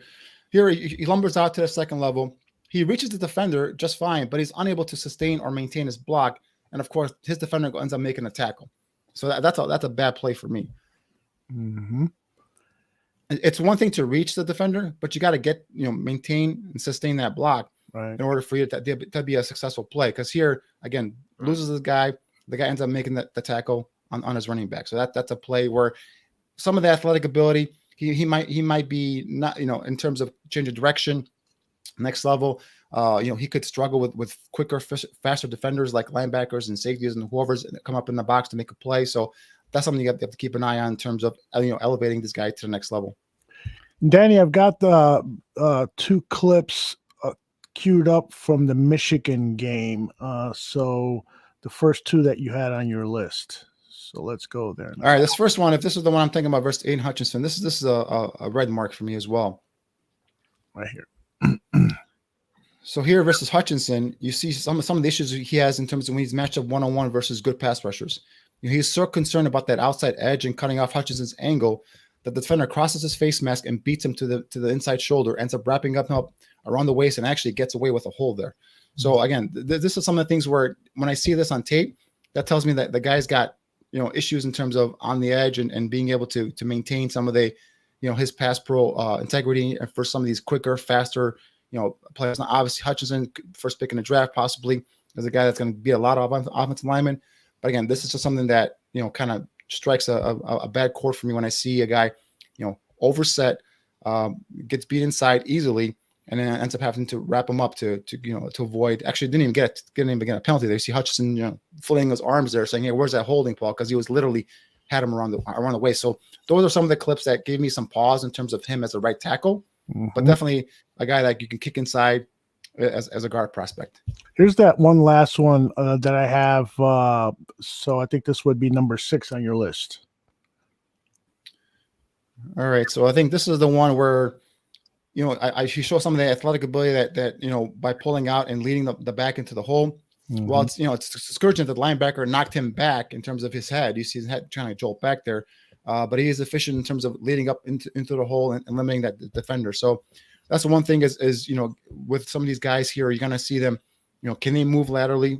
We check that. Can they get out and pull? Are they cook out of their stance? Can he be a lead blocker for a running back and lead him to the hole? And again, there was a little bit of a hit and miss there. He got knocked back by a linebacker a little bit, but he was still efficient enough to be able to maintain that block or at least get in the way and allow his running back to go ahead and get through. So I didn't give him a bad grade on that one. So I did want to show you his ability to be able to get out of his stance, loop around, and be a lead blocker as well. Yeah, what'd you think about Bruss when he played Notre Dame? The funny thing was pre-show when we were talking about who we're pulling up today and discussing, he said Logan Bruss from Wisconsin. I thought, damn, I wish I could have. I watched Notre Dame against Wisconsin again today. I'm bringing up Myron Tagovailoa-Amosa later on. I thought, man, I should just go ahead and hurry up and pull that up real quick. Didn't need to, because he was one of those guys that really stood out to me as a guy that I wasn't really paying attention to, but he just kept on, showing up, making plays. The first clip that Danny pulled up where, again, it doesn't look pretty, but it's efficient, right? And a lot of times efficiency is what you need in order to, execute blocks across the offensive line. Just get there and get the guy on the ground, get the guy out of the way however you can a lot of times. Danny touched on it, he's not the most elite athlete, but, he can do some things right. He can get out of his hands. He can at least reach the second level. He needs to do some work on, sustainment at the second level. Needs to be better at moving laterally. But again, if you kick him inside, you don't have to worry as much about the lateral movement as you would if he's playing on the outside, where he is obviously a liability.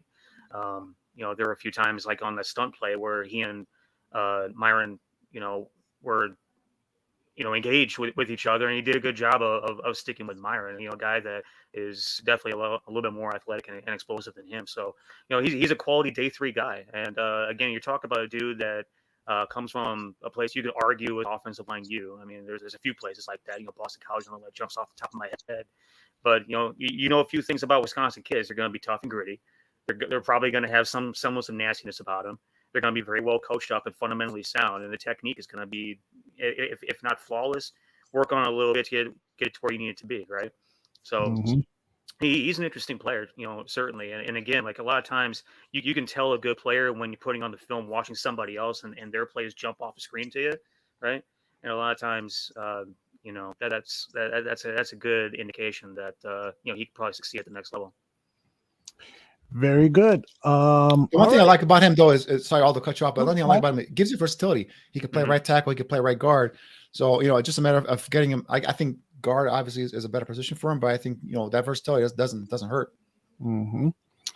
All All right, let's move on to Myron Tagovailoa-Amosa. And this is a guy that Greg Gabriel really, really likes a lot. Is that right? Yeah. I got a chance to watch your show the other day. Yeah, he said he'd take him early in day 3 if he fell that far. So that's actually where I have him, to be honest with you. Myron Tagovailoa-Amosa. The length measurables were just kind of average, right? He's a 6'2" and a quarter kid. He comes in at 270, so right away he's a little bit light in the ass, right? A little bit over 9.5 hands, 32 and 5/8 arms, 33 arms. Somewhere in there is where he's going to fall. Those were combine and pro day measurements. Even a little bit of a discrepancy between his wingspan too. 79 7/8, 79 4/8, 80. You see, a few different measurements, but he's going to fall in that general range, right? You're not talking about elite numbers, but you're talking about good enough numbers. I do like the arm length at 33. That's definitely going to help. But look at what he did athletically, right? At the combine, ran a 4.8 140. All right, with a 1.72 10-yard split, very good. When he was at the East-West Shrine game, measured in at 18.07 mile per hour, which was the best amongst defensive linemen at the All-Star game, and it wasn't even close. And it would have been, I think, the first or second best mile per hour recording amongst all the All-Star games if you put them all together. And the 4.66 yards per second means that he can cover ground pretty quickly for a big guy. Explosion measurables, you're looking at a 29.5 vert, 9.7 broad jump. The 29 is a little bit on the low end. 9.7 is pretty damn good. 4.7 short shell and 7.29 cone means he can move, agilely. His agility is pretty good. Could be a little bit better. And as you see, in the clips, if you go and watch his film, his agility isn't the greatest. But when you get this kid moving straight ahead, he's got some explosion to him, and he plays a lot of effort and a high motor. Leadership, team captain kid. He's had multiple roles on multiple front at ND. He's a kid that would either have his hand in the dirt, on a 3 or 4 man front, or rushing out of a 2-point stance. So in terms of playing different roles in different styles of defense, he's been coached up in that realm. Production last year, 25 tackles, 6 for loss, 2 sacks, 4 fumble, and a PBU. The thing about him, though, is that, he's playing out of position largely throughout most of his film. I watched the Wisconsin game, watched the Purdue game. I took a couple clips out of another game as well, but mainly the Wisconsin game and the Purdue game are the ones where he was most productive and most disruptive.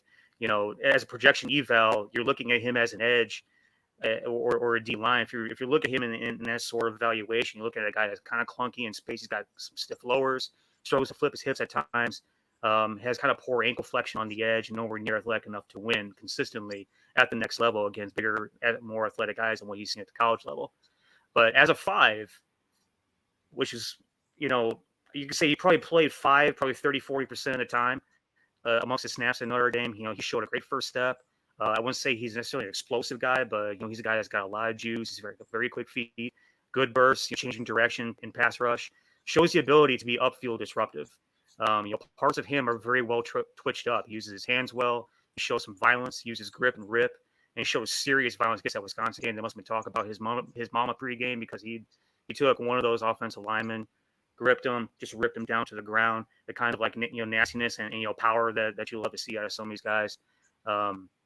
He's got a swim move in his back pocket. He shows quick hips in his spin move in both games that I watched against Purdue and against Wisconsin. He's and at times he's got the ability to display the ability to pull combo moves.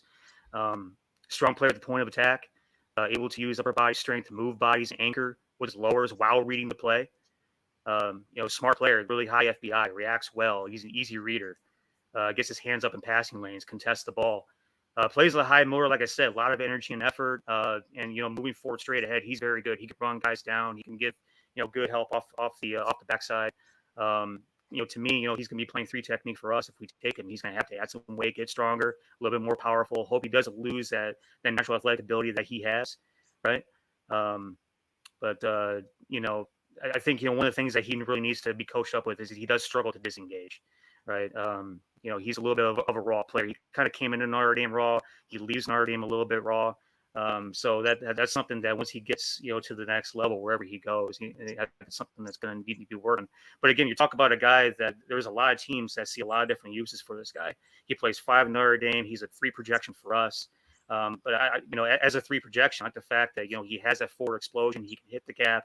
He has the upper body strength to be able to move bodies while reading the play, be able to move laterally while engaged.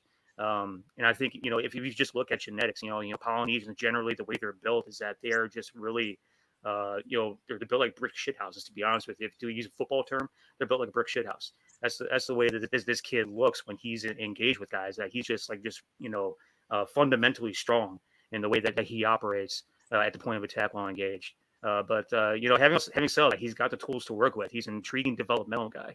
And like I said, with the tools that you have, Gabriel likes him apparently in a second day. I think he's an early day. Early third day. Early third day. Okay, so we're in lockstep there. I have him as an early day 3 guy. I think he's got 4th round potential. It's probably his ceiling in terms of where you pick him, because I think he's got so much to work with, and his strength is so good, and his power is really good. That when you move him down into the interior, I think he can wreak some havoc. So, Myron Tagovailoa-Amosa is how you pronounce that. Well, Dane Brugler says Tagovailoa, but who knows? You probably know more. Tagovailoa. If you look at the way that they pronounce Tua, he's a cousin of Tagovailoa. It doesn't change across family. It's Tua's cousin. What the hell do I know? Maybe I'm the guy getting it wrong. I've been known to do that. Danny, you got any thoughts on? I'll just call him Myron. Yeah, in terms of I like his motor. The guy plays hard. The 270 is light, so he's gonna have to add some weight. Generally you want these guys between 290, 300, depending on how athletic they are.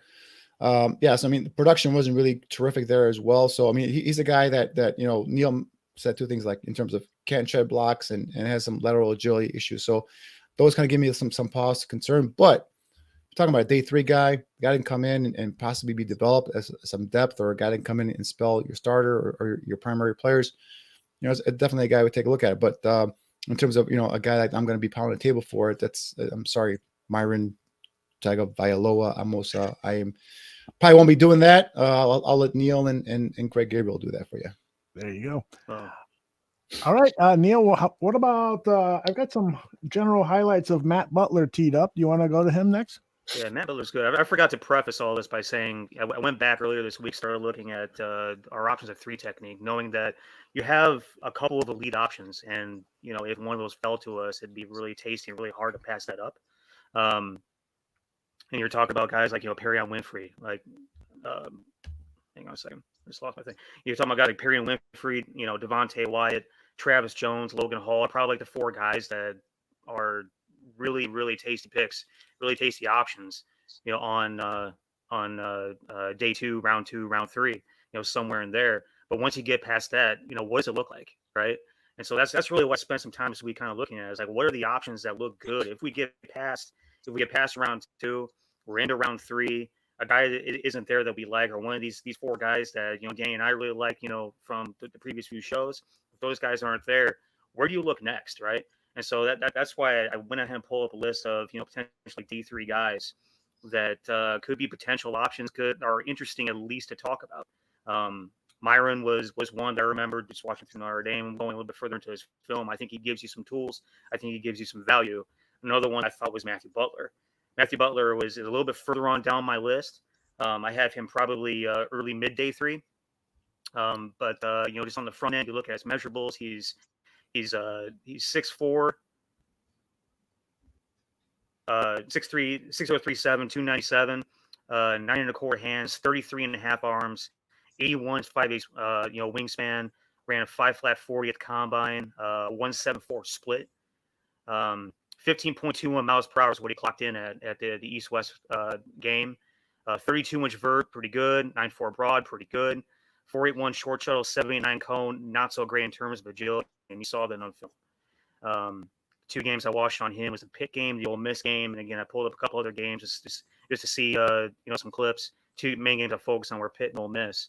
I think there's some things that you like about this kid's character, though. He's been an SEC honor roll kid for life. He's on the SEC Community Service team. So in terms of tangibles, he's got it together. Production last year, he had 47 tackles, 19 of which were solos, 8.5 for loss, 5 sacks, 4 fumbles, 7 quarterback hits. Over the course of his career, 53 games played, 26 starts. So he's got pretty solid play history, 2-year starter. He appears on the hoof as a long frame player. You love his arm length right away. You love his explosiveness off the ball. It's probably arguably the best thing about Matthew Butler is his initial first step, his explosiveness off the ball. He's got great juice and energy at the snap. His first step can honestly be devastating, and it shows with great twitch. And offensive linemen in the SEC had a lot of problems, sticking with his initial burst off the line this year. An absolute gap shooter that's violent with his hands at the point of attack. And the pad level he fires off with establishes great leverage, combined with the speed and quickness, just right off the onset there. What I don't like is how he operates once he's engaged. Right, he ends up sacrificing what leverage he has established, and ends up playing high. It's almost like he stands up right away. Coachable things. Largely unable to disengage from the blocker. He doesn't have much in the toolbox in terms of hand moves, pass rush moves. Things that are going to need to be worked on at the next level. If he's free and not near the ball, jogs to the ball until he's in position to make a play. I think that was something that actually absolutely drove me up the damn wall watching his film. If he's close to the ball, he'll turn on the jets. He'll show great pursuing effort. So it's there, right? The ability to do it is there. To me, it's either a loaf issue, and that comes down to football character, or is that a coaching thing? Is he just not pushed? Is he told to turn it off when you're far enough away from the play, unable to make the play? I don't know what they're coaching over there at Tennessee. To me, it's concerning that he loafs at times. It's not a chronic issue, but it's there enough to get tendency, and that's bothersome. He also, I think, if you look at him in space, a noteworthy level of lower body stiffness as well. Struggles to bend at the ankles sometimes. If you're talking about practice application, think about the hoop drill. He seems like a guy that wouldn't be able to completely bend at the ankles, at the knee, at the waist. Pick up, put down that towel. And again, like I referenced in the testing, that the 79 cone, the 481 shuttle, not great numbers. It shows on film, but to me, he's another one of these guys who needs to spend a lot of time in the weight room as well. He can get pushed around at times. The 17 reps by 225, is telling of his upper body strength. So that's again, it's something that can be worked on. But he's got. And Neil is frozen. It's a good picture of him, though, right, Danny? Yeah, that's all right. While we get Neil back, Danny, have you looked at any of the tape of Matthew Butler? I haven't done a deep dive on Butler, but I do just remember watching him on a peripheral, and the guy's nice measurements. At 6'4", 297, 33.5-inch arms. So he's got the prototype size. But a couple things Neil touched on, and kind of really just off the cuff there, just kind of turned me off with him, is his pad level always gets elevated. So he loses leverage. So whatever power he generates, he always gets pulled up, and then he loses that leverage. So that's something that's got to be coached up. But that's easy. You can coach him into that. But this coaching staff says that their motto is play hard, play fast, play physical, and I did not see Butler doing that on his college tape. Now, can you make him turn into that? Can you coach him up? That's a projection. That's a developmental issue. With only 6 picks, depending on how you address the position early on, you may have to take a gamble and take a chance on the kid. But yeah, 2 things that Neil was straight on with this kid was the elevated pad level, and the coaching staff says they want guys that play hard, play fast, and play physical. I put his tape on it, and I see him jogging to the plays, and so Neil touched on those things, and those 2 things really turned me off about him. Yeah, the concern was like I said, we're talking about where your options are once you get past day 2, right? And there really isn't a whole lot there that really fires me up. I'm bringing up Matthew Butler as an example of probably my 3rd favorite option going early, middle, day 2. And you got a guy that on the one hand shows a lot of upfield explosion, and he's one of the quickest off the ball that I've seen. In a couple of years that we've been doing this show. But then, you go to the other half of that evaluation. And it's like, okay, you see lows, you see some, open field stiffness. You you see a guy that can't disengage off blocks. I guess what I'm saying is that there is a trait or two there that you like that you could probably develop off of, but right away, when you see the loafs, it's extremely concerning to me. The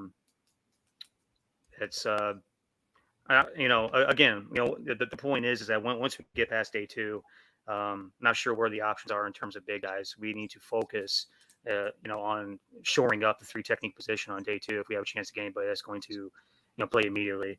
Thomas Booker, the next guy I have is another guy that has a lot of concerns. He's definitely further up my board.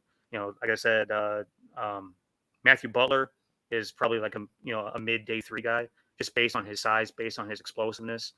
Guy that is literally a lump of Play-Doh right now that you have to bring in and work with. Myron, early day three. Thomas Booker has an early day three guy as well, so we can talk about him whenever you guys are ready. Yeah, go for it. So Thomas Booker at Stanford. He's a guy that came in at 6'3.5", 301. Another combine invite guy. 10 and 5/8 hands, 33 1/4 arms, 79 7/8 wingspan. Big old hands, you love that.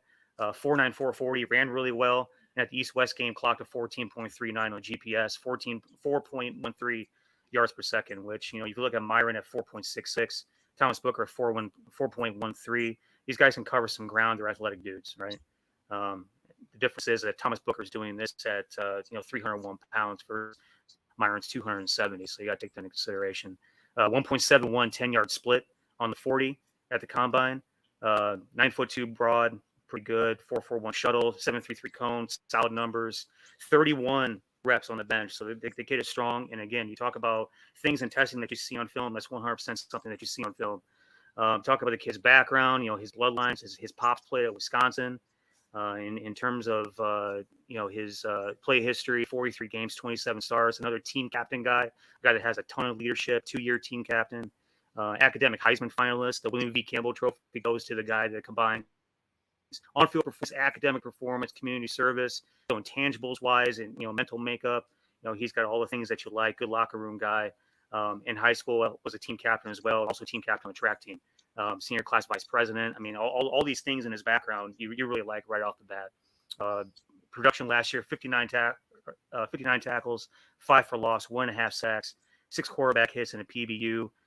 This is a guy that has a thick build. He's got a solid trunk, and everything else in his lowers. It's just built thick. He's a guy that's got good, not great flexibility, but he's a guy that he does everything with quickness. Off the ball, he's got very quick feet. He's quick with his hands. His lateral agility is quick. It's pretty impressive for his size. Talk about 300-pounder. At the point of attack, uses his arms well to create separation and strength to keep the offensive line off him as he diagnoses, he reads. He's also able to move that guy laterally while engaged to cut off running lanes and gaps. Moves his feet nonstop on contact. You love that. Shows good instincts as a tackler and in space playing the ball carrier. Very high FBI player. Another guy that isn't great right now at disengaging. He's a guy that he doesn't have the counter tools in terms of pass rush to be able to disengage or disrupt. And not necessarily an explosive guy, but like I said, he's quick, he's fluid, he runs well. I would like to see him be a little bit more relentless in terms of pursuing the ball, in terms of rushing the passer. I kind of feel like that's a Stanford thing, though. If you watch a lot of Stanford film, they do a lot of read and react stuff. And so, in terms of that, I feel like he's just not coached to, just explode off the ball and get after the passer. I feel like a lot of those guys are coached to, engage, read, and then react, get after the ball.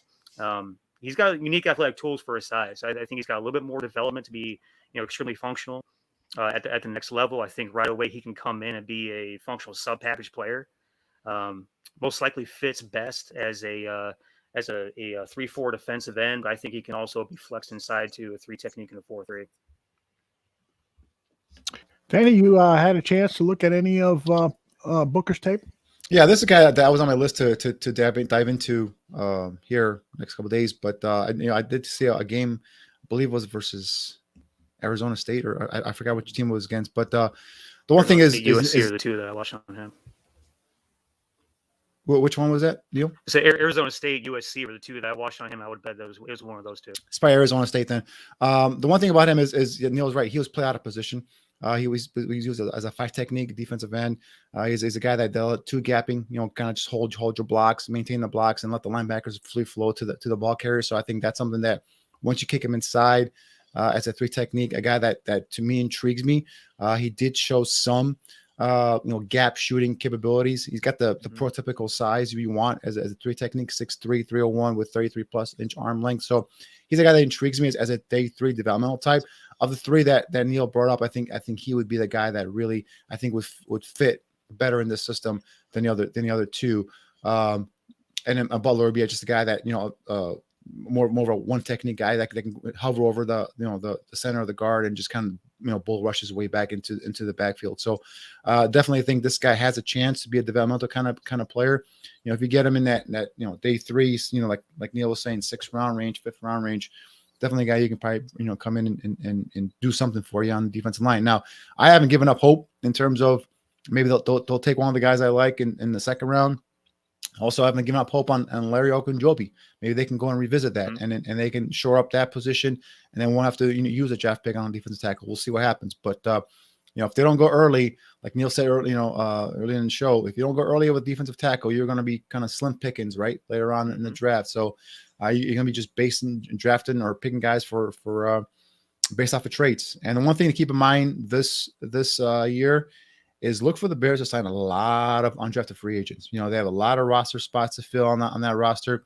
And I think I can see them bringing in between 10 and 12 guys in terms of undrafted free agents. Outstanding. All right, guys, ready to handle a few questions? Shoot, let's do it. All right, Mule asks if you believe in Jelani Woods as a prospect. I do. Virginia. Yeah, I mean, I like the type of player he is, what he presents in terms of a big target, a guy that can stretch the seam as a tight end, athletic kid, not much of a blocker, not a guy that's going to be a Y inline tight end. But I'm curious if the Bears are even looking at tight ends, because I think I might have just kind of checked that off the mark in terms of possible needs, because of the recent signings they've had in free agency. So. I don't know if they're going to use a pick on now. If things change and they make a trade and they garner more picks and a kid like Johnny Woods is out there, maybe they can go for a tight end like that. But again, he's an offensive weapon. Hands are inconsistent for me. I don't know what Neil thinks about it. There's times he'll make a great catch over the shoulder down the seam. There's times he'll just drop it might be more of a concentration issue than an actual hands issue. So those are some of the things about Johnny Woods. What do you think, Neil? He's doing the postseason all-star stuff. He really did. He showed up. He balled out. He ran well at the combine. Did all the drills very well. And that's the one thing about him that was big on his mind was, showing everybody that he can do it. Right. And he had a big chip on his shoulder. In every single interview, he was adamant that, hey, listen, I'm here. Look at me, watch me. I can get it done. You love that size. You love that length. And, again, he's going to be basically a massive wide receiver mismatch. Issue. Like Danny, I didn't even think about tight end in this draft. Even before the recent signings, I felt like that was a need that was so far down the chart and so well beyond the number of picks that we had that we would never get to it. I still have a lot of faith in Cole Kmet, to be honest with you. And Jesper Horsted was a guy that has shown up here and there making plays. In the kind of offense that we had, I'm not sure that we really saw the best of what we could get out of that kid. Everything's just been kind of a mess offensively over the past few years. You really don't know kind of what you have until you get something competent in the door. So, and then we just signed the O'Shaughnessy kid, which I know is just going to be a depth guy or maybe a camp body. And there's been a couple other signings, but the point is that we have a lot of bodies in that room right now. We have one guy that we can really depend on. I feel, like I said, I have a lot of faith in Cole Kmet. It's not just because he's a Notre Dame guy. I think he's a really good player. His rookie year, he showed a little bit of what he can do. He's going to be the one. I don't think we're going to have room on Friday or Saturday to go ahead and take a tight end. And again, in terms of the undrafted free agents, I wonder what's going to be available on Sunday. Yeah. Unless they add, the 4th round pick or, more day 3 picks. Yeah, I'm with you on that. I don't see them choosing a tight end. Plus, if they go tight end route, guys, I think they go more of a guy that's going to be a backup to Cole Kmet, more of a Y tight end, traditional inline blocker, because they got those 3 guys that can flank out, split out wide as a joker or whatever position you want to call them. but I think they don't have a backup wide currently on the roster, to my knowledge. So a guy that I had high hopes for coming into the draft, had a rough season, missed some games with a foot injury, some COVID stuff, and then his quarterback play sucked. Was Kate Otten from Washington. He's a guy that I think could be a next in line in terms of those Washington tight ends coming out. Will Disley and a couple of other guys that came off from the University of Washington. So keep an eye on Kate Otten. Again, if they trade down, they get a couple extra picks, maybe a 4th or 5th round pick, extra one there. Maybe you could take a chance there on a kid like Kate Otten. That's a guy I like a lot from Washington. Okay. Ravi has a question. What is a starting guard more important than landing a tackle? No, tackle's priority number one.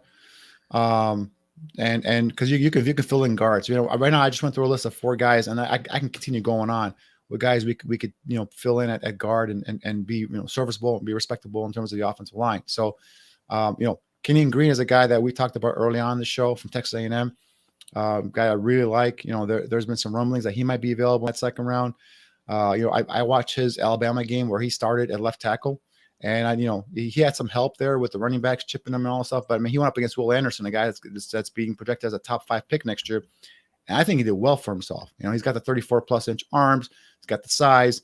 I know that they want him at guard because of some of that lack of flexibility in terms of lateral agility, all that quickness, stuff like that. But he's a big, thick mauler. He's a guy that just moves bodies off the line of scrimmage. You see some, Texas A&M, they run a lot of gap blocking. So, they think that's going to be a scheme where he fits in nicely. But there are a couple of inside zone plays where I thought he did a nice job of flipping his hips into the gap, sealing off the edge defender. So, the guy like Kenyon Green is there. That's a guy that can play multiple positions for you against on offensive line. I believe, if I'm not mistaken, he started 4 different positions this year: left tackle, right guard, left guard, and right tackle as well. So gives that type of flexibility. 4 positions, yeah. Yeah, he's got that size. He's got the athletic ability, in my opinion. Again, a guy like that would come in and fill multiple needs. We talked about Cole Strange, a guy that can be, a guard, but possibly could be given an opportunity to play some tackle. We'll see. But yeah, for me, it's tackle number one. To answer the question, tackle is number one. That's got to be secure. I noticed today that they signed Julian Davenport, free agent from drafted originally from the Texans. It was with the Colts last year. What do you think about him? He's a guy that's got decent size. I think he came out of Bucknell a couple years ago. He's more of a developmental prospect, just hasn't done it. I think they just saw what they had there at camp and just said, we need to bring some more competition in, even if it's not a big name or just someone that's a veteran that started games in the NFL. So let's bring him in here. So I still think that's the position they're going to attack, whether it's in the draft or whether it's in veteran free agency after the draft, or maybe someone gets cut loose after the draft. We'll see. But I still don't think they're starting left tackles on this roster yet. Agreed. Jordan has a question. He knows about you guys don't think that Tevin Jenkins can play the left tackle position. He's asking, can you elaborate on Tevin as a tackle tape when he was incredibly productive as an offensive tackle for OSU? What has he done to show you that he can't be an offensive tackle? Now, again, Jordan, what they said, I think Neil agreed with Danny's comment on this, was that left tackle was not going to be a position that Tevin could play at a high level. Correct. I don't think he could play left tackle in the NFL. I was there day one when they made the draft pick. I wasn't happy with the fact that they traded up for him. And then I was pissed. And nothing against the player. I thought there was a better player there, especially if you're going to trade up and give up, draft capital to get this a player. This is the biggest thing. It's so. Oops, sorry. Memories. Oh no. Wow. That was mean, Aldo. That was mean. Really mean, dude. I was trying to find the tape of that you guys evaluated last year, but please go ahead. Yeah, I mean, for me, if you want to put him at right tackle, give him a shot there. Hey, I think he could do that, play right tackle. Like I said, last year during the draft, a lot of scouts told me that they see him, his best position is inside a guard. Mm-hmm. So I think that's eventually where he end up. But yeah, I mean, for me, he's not a left tackle. I don't think he'll be a left tackle in the NFL. If I'm wrong, hey, great, I'm wrong. But I so far I haven't seen anything that tells me he's a left tackle prospect. Yeah, we certainly have zero problem being wrong. We'll admit when we mess this up, but to me, I mean, yeah, the measurables are undeniable. He's got all those things. to me, like he was able to bend just okay. To me, say what? Go ahead. Oh, I I'm still think trying I to was look hearing at things, that. man. There was like ghosts in my earpiece or something. I don't know what's going on, but, It's the ghost of Ryan Pace and Matt Nagy. They're still I out know there. it's Hovering over. kind of starting to freak me out a little bit. But he's off of. I mean, based on last year's, I shouldn't say last year's tape. His senior year, his last year at Oklahoma State's tape. He was a guy that he could bend okay. Struggled a little bit with leverage and balance at times. Just okay in space. He can look awkward. When he could get a hold of defender, he looks to finish. He's got the nasty, the mean streak. We saw that last year. And the one clip that always stuck out in my mind was when he took Joseph Osai, onto the sideline, took out a couple trainers in the process, knocked over the water bins, right? Body slammed another guy for no reason. I think in the Texas Tech game. To me, and you also saw that a little bit too, where he's got that little bit of a wire loose sort of thing about him, where you got to watch Slate Home draw some penalties. We saw that last year, shoving a guy after giving Justin Fields a hard hit, which debatable. I mean, I was on one end of it, Dane was on the other end of it. I think that the reality is somewhere in between there, but that's the redeeming quality about the kid, is that he does play with that physicality, the nastiness. We just didn't think that he had the ability athletically to be a really flexible, agile, laterally quick guy on the edge, to the point to where he's going to be able to deal with the most elite of athletes coming off the edge in the NFL. And as for a guy that you can move inside, probably play right guard, I would love him at right guard. I would love him at left guard, to be honest with you. But I think right side of the line is probably where his wheelhouse is. If you want to try him at right tackle, like we're doing right now, I love the hell out of that. I think Tevin Jenkins at right tackle, Larry Borom at left tackle makes a hell of a lot more sense than vice versa. And so it'll be interesting to see like what happens. When they talk tomorrow about this roster, about this depth chart, going to OTAs next month, the off season stuff, over the summer, and then we get into August, where this eventually sort of evens out. It'll be interesting. I think the one thing that outside of all the physicality, the nastiness, and everything else, the other thing that kind of sticks in the back of my head was when somebody told me last year in the NFL that there's something within his background that signifies he doesn't love football, and that's a really hard red flag to put down. In a lot of guys' minds, that's something really hard to get around, which is I think why he fell as far as he did, given how big he is, how agile he is for the position that he played, how nasty he is in terms of his temperament, and really how intelligent the kid is. I mean, he's got a good head on his shoulders, but there is that one thing that kind of worries you, like what happens 5 years from now when he gets past his rookie contract, he's over the NFL thing, and he moves to Spain and reads books for a living. You know what I mean? Like it's something like crazy like that. I can imagine happening. Not expecting it, but I've seen it happen to guys before that had that carried that tag of questionable love for the game, right? So that's probably my biggest holdup in terms of like overall, thumbs up, thumbs down the kid. I sign off. I 100% co-sign on his ability to play, right tackle, or at least compete for the spot. 100% co-sign on moving him at right guard and him being an ass kicker at that position. Don't like his agility and his flex and everything else for left tackle. I think that we can find better, and I think that that guy is still out there. Hopefully we can find that in this draft. Because as Danny says, we really don't think that guy's on the roster right now, and that's concerning. He's the second most important player on the team. Another thing is that Ryan Pace and the Bears traded up for this kid, drafted him, and they knew he had a back issue coming out of college, right? And Neil and I didn't even have that information in terms of this kid who was dealing with a back issue. So much less trade up and then put him at left tackle. That really irritates me. And then everyone, this is not Jordan, not the only person that comes at me with in terms of my Tevin Jenkins evaluation.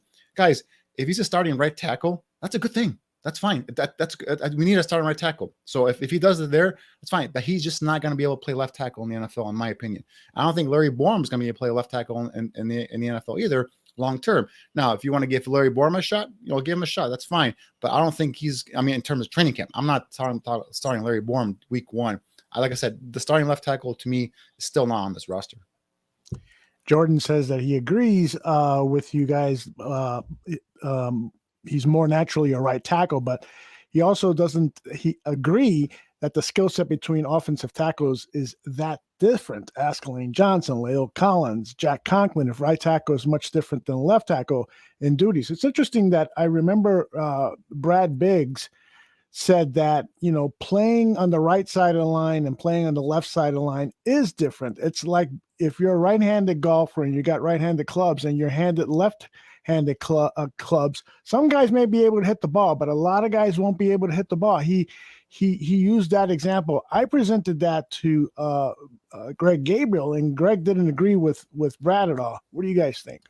No, I agree with what Brad wrote, because it's I've been told by offensive line coaches it is different. It's different. And I'm not saying that they cannot adjust and eventually learn the position, but it's just like but then also the traits that go with that position, right? It's the arm length, it's the feet, it's the agility to be able to get to your set spots, to be able to stay square versus a pass rusher. This is not a guy that I think it looks like a left tackle to me. And he's a right tackle. And that's nothing, like I said, nothing wrong with that. But yeah, for me, there's a big difference in terms of playing right side, left side. And now, could you coach someone up to play who's predominantly a right tackle, play left tackle? Eventually, yeah, I think you could do that as long as they have the traits and the physical ability to play left tackle. Yeah, I mean, you're talking about two different types of technique. I mean, unless you're ambidextrous naturally, or you're cross-trained at both those positions, it is two completely different types of technique, two different types of bend, two different types of natural mobility. They're coached two different ways, right? And one position is playing against the best pass rusher on the team. The other one is probably playing against a strong side guy that only plays towards the boundary, traditionally, right? Traditionally speaking. But again, in terms of the way that you coach that position, like you have to coach those two things, two different types of ways, and two different types of athletes are needed for each position. Now, granted, an elite athlete in terms of offensive linemen are needed at those positions, and they both are phenomenally important. But the left tackle is the second most important person on that team. It protects the blind side against the best pass rusher on the defensive side of the ball. You need that guy to be an elite athlete as well. I think, that there are some players who can play either side of the line, but there aren't many. It's like guys that you see who are ambidextrous. You don't run into a lot of them, but there are some who can throw a ball with right hand, throw a ball left hand. And I've played golf with a couple of guys who have said, hey, let me see that left-handed club of yours. And then they smack the ball 250 yards down the fairway with a 5-iron. So, but those guys are rare. And so Tevin Jenkins, it's interesting that in the first day of these voluntary workouts, they had Larry Borum at left tackle and Tevin Jenkins at right tackle. And that's something that Ryan Poles said in one of his earlier press conferences, that he kind of saw Tevin Jenkins more at right tackle based on the tape that he had seen. And so what they wanted to see, I think, is to get an idea of Larry Borum's, how quickly Larry Borum took to some of the teachings, not that they were blocking with pads or anything like that. So you couldn't get much of a taste, but you can get kind of an inclination as to, well, how high of a priority do we need a left tackle? Because if this guy's picking things up quickly, maybe he's the second or third player we pick, the left tackle, as opposed to the very first player we pick. So something to keep an eye on. I got a soundbite here about Eberflus talking about the young cornerbacks. They obviously had a good day because Justin didn't have a good day. And I just wanted to share with you and the audience what he talked about this cornerback team as it is presently constituted. Yeah, I like it. I thought they're quick. Like I saw them in the drills yesterday. I was over there with the defense yesterday, and I really liked them.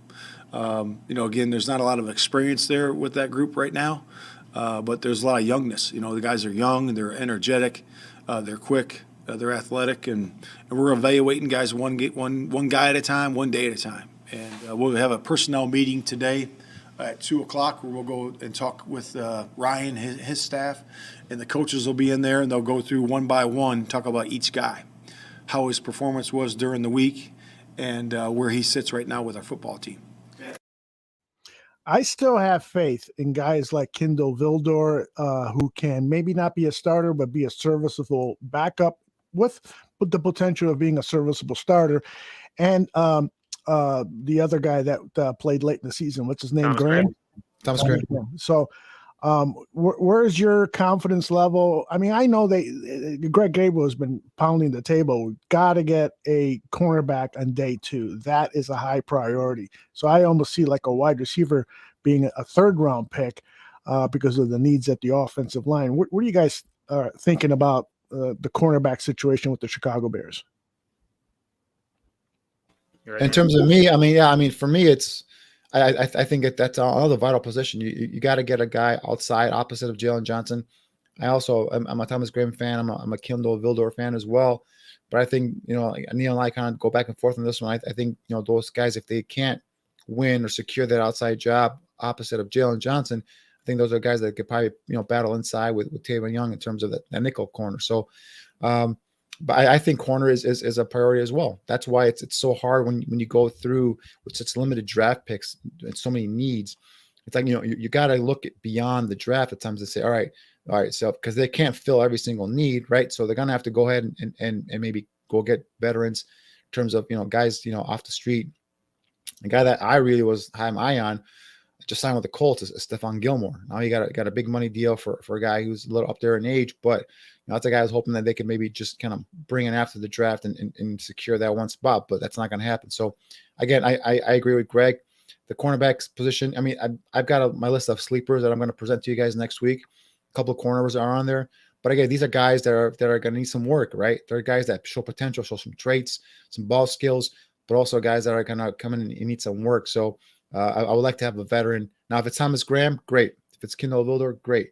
We'll see how it happens. But I do think that if you're going to get a corner, the first 2 rounds is that second round is where that run usually starts on cornerbacks. You got to get one there in that second round, one of those 2 picks if you're going to go ahead and draft a cornerback. Yeah, I think if you go back to one of our first 2 shows, I was saying how I do feel like I'm saying that's what it is. I'm saying the feeling is there that our second corner is currently on this roster. And I keep talking about Thomas Graham. I feel really good about that kid based off of my evaluation on him at Oregon and based off the very limited film we got of him on this team last year towards the tail end of the season. The other thing that's infuriating to me about this previous staff is how you keep this kid on the practice squad for like 90% of the year and just play him when really there's nothing really else to play for.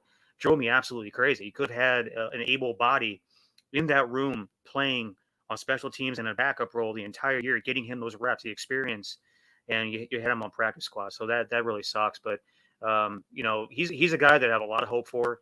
Kindle Vildor, again, we talk about it over and over again as a guy that has shown some promise that I also have a lot of hope for as well. And, hopefully one of those 2 guys can secure that spot. The thing about it is you only have 3 guys in the room right now that are functional. One of them, is a guy. The other 2 are question marks. That's why you got to get the guy in on day 2. So you have, a guy with a lot of talent coming in, not only for competition's sake, but also because you just add one more element to training camp that can help you figure out who your second cornerback is going to be. And hopefully by September, you have somebody that can fill the role. You guys see Tariq Woolen as a cornerback, right? Yes. Yeah. Yeah. Okay. Intriguing player. After we had Damian Parson here from the Draft Network and he mocked Woolen to the Bears in round 2, I went and looked at a bunch of his tape. Man, the guy looks pretty phenomenal. Yeah, I agree with both of you guys who replied that he's probably not ready to start immediately. He's a developmental guy, but man, he's got, in my opinion, tremendous upside. But the traits are phenomenal with that kid in terms of size, length. He's a guy that I think can play press man cover. I think he's a guy who uses his length nicely down the field in coverage. Some of that shiftiness and side to side stuff. You see some of that lower body tightness and some stiffness there. So I think he'd have some trouble with some of these crossing routes and all that stuff. But he's got that 4.2 something speed, where he does a nice job of recovering it and getting back in phase. So, he's a guy that you'll bring him in. He's a guy you have to sit on maybe develop him for a year or half a year or whatnot. So I don't know if he's going to come in and be able to start right away for you. So I think if you're going to go second round, like I said, with those first 3 picks, I'm expecting all 3 guys to be starting next year for you. Right. That's my expectation. Jordan said it, like he's a freak show. he needs a lot of development.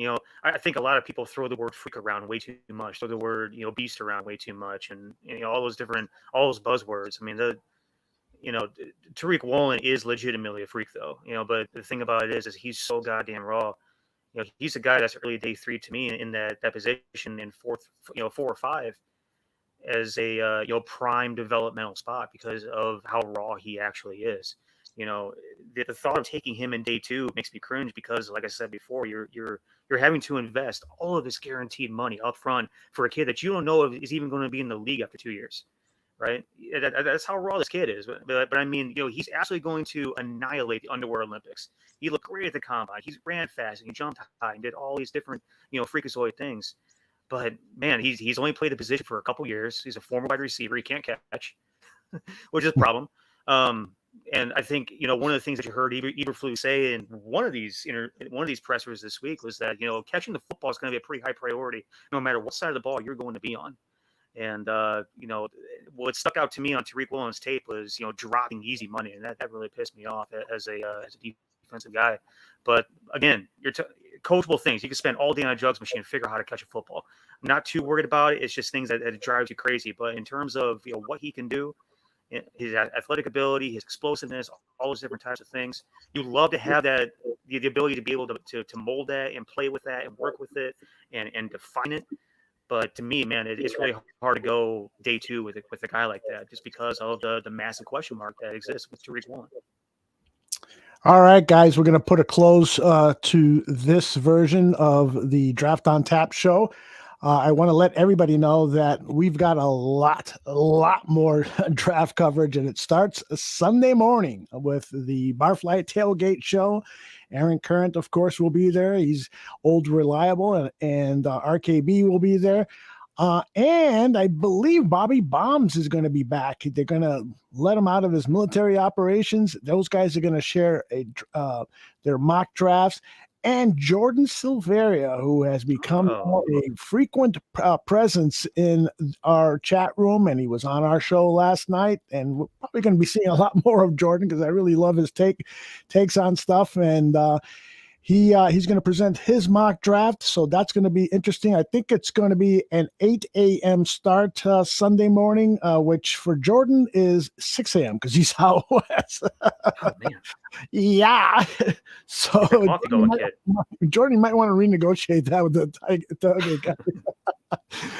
And then on Monday, we're going to have a 6 p.m. special draft show that I'm kind of working on right now, so I'm not going to share any details.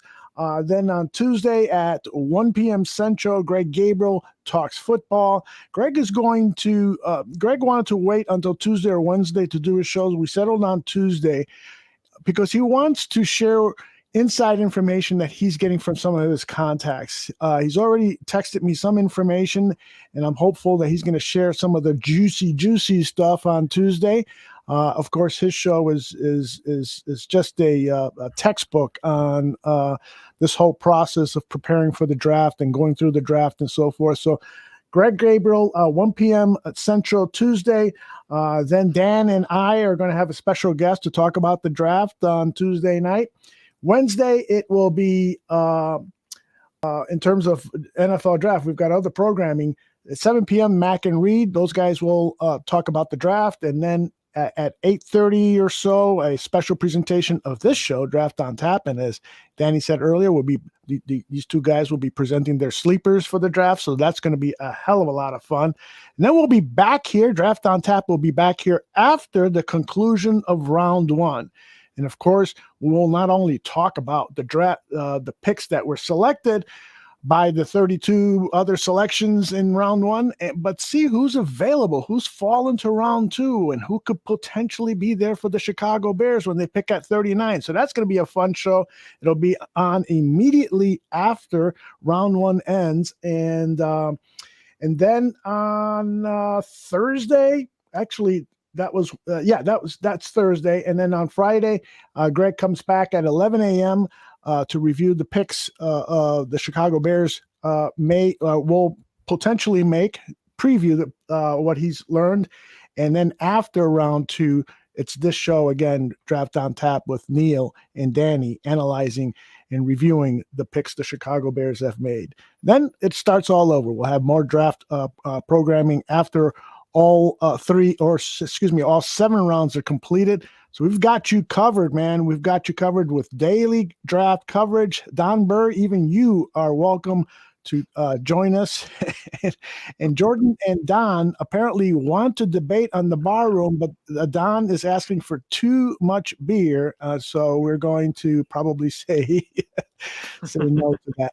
Guys, I'd love for you guys to share a last word. Neil, I'll start with you. Yeah, well, hey, once again, just thanks for everybody coming in, engaging in the chat. As always, share it out with people that don't know about us. Like and comment, do all those different types of things so people can find us easier, and we grow a hell of a lot faster, right? It's all about getting those getting the eyeballs on the program. So I appreciate you guys again. For everybody that's listening on the audio, at NIEL STOPCZYNSKI is where you can find me. At Draft Tap is where you can find the show's link. Go ahead and hit us up. And, we always want to see what kind of questions you have, who you want us to look at.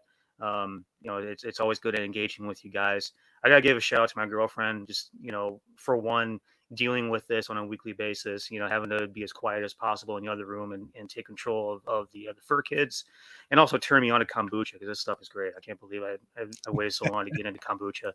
But and the other thing too, man, Chicago's going to be lit tomorrow. I don't know what you guys have planned. I plan on watching this game and getting crazy, and hopefully they show up, and hopefully they beat these Bucks again, because last night was absolutely phenomenal. Again, guys, thanks for coming in, listening to the show, watching the show, wherever the case may be. Have fun tomorrow. Don't burn down the city, and we'll see you next week. And you just caught me in the middle of sipping some water there, but yeah, I mean.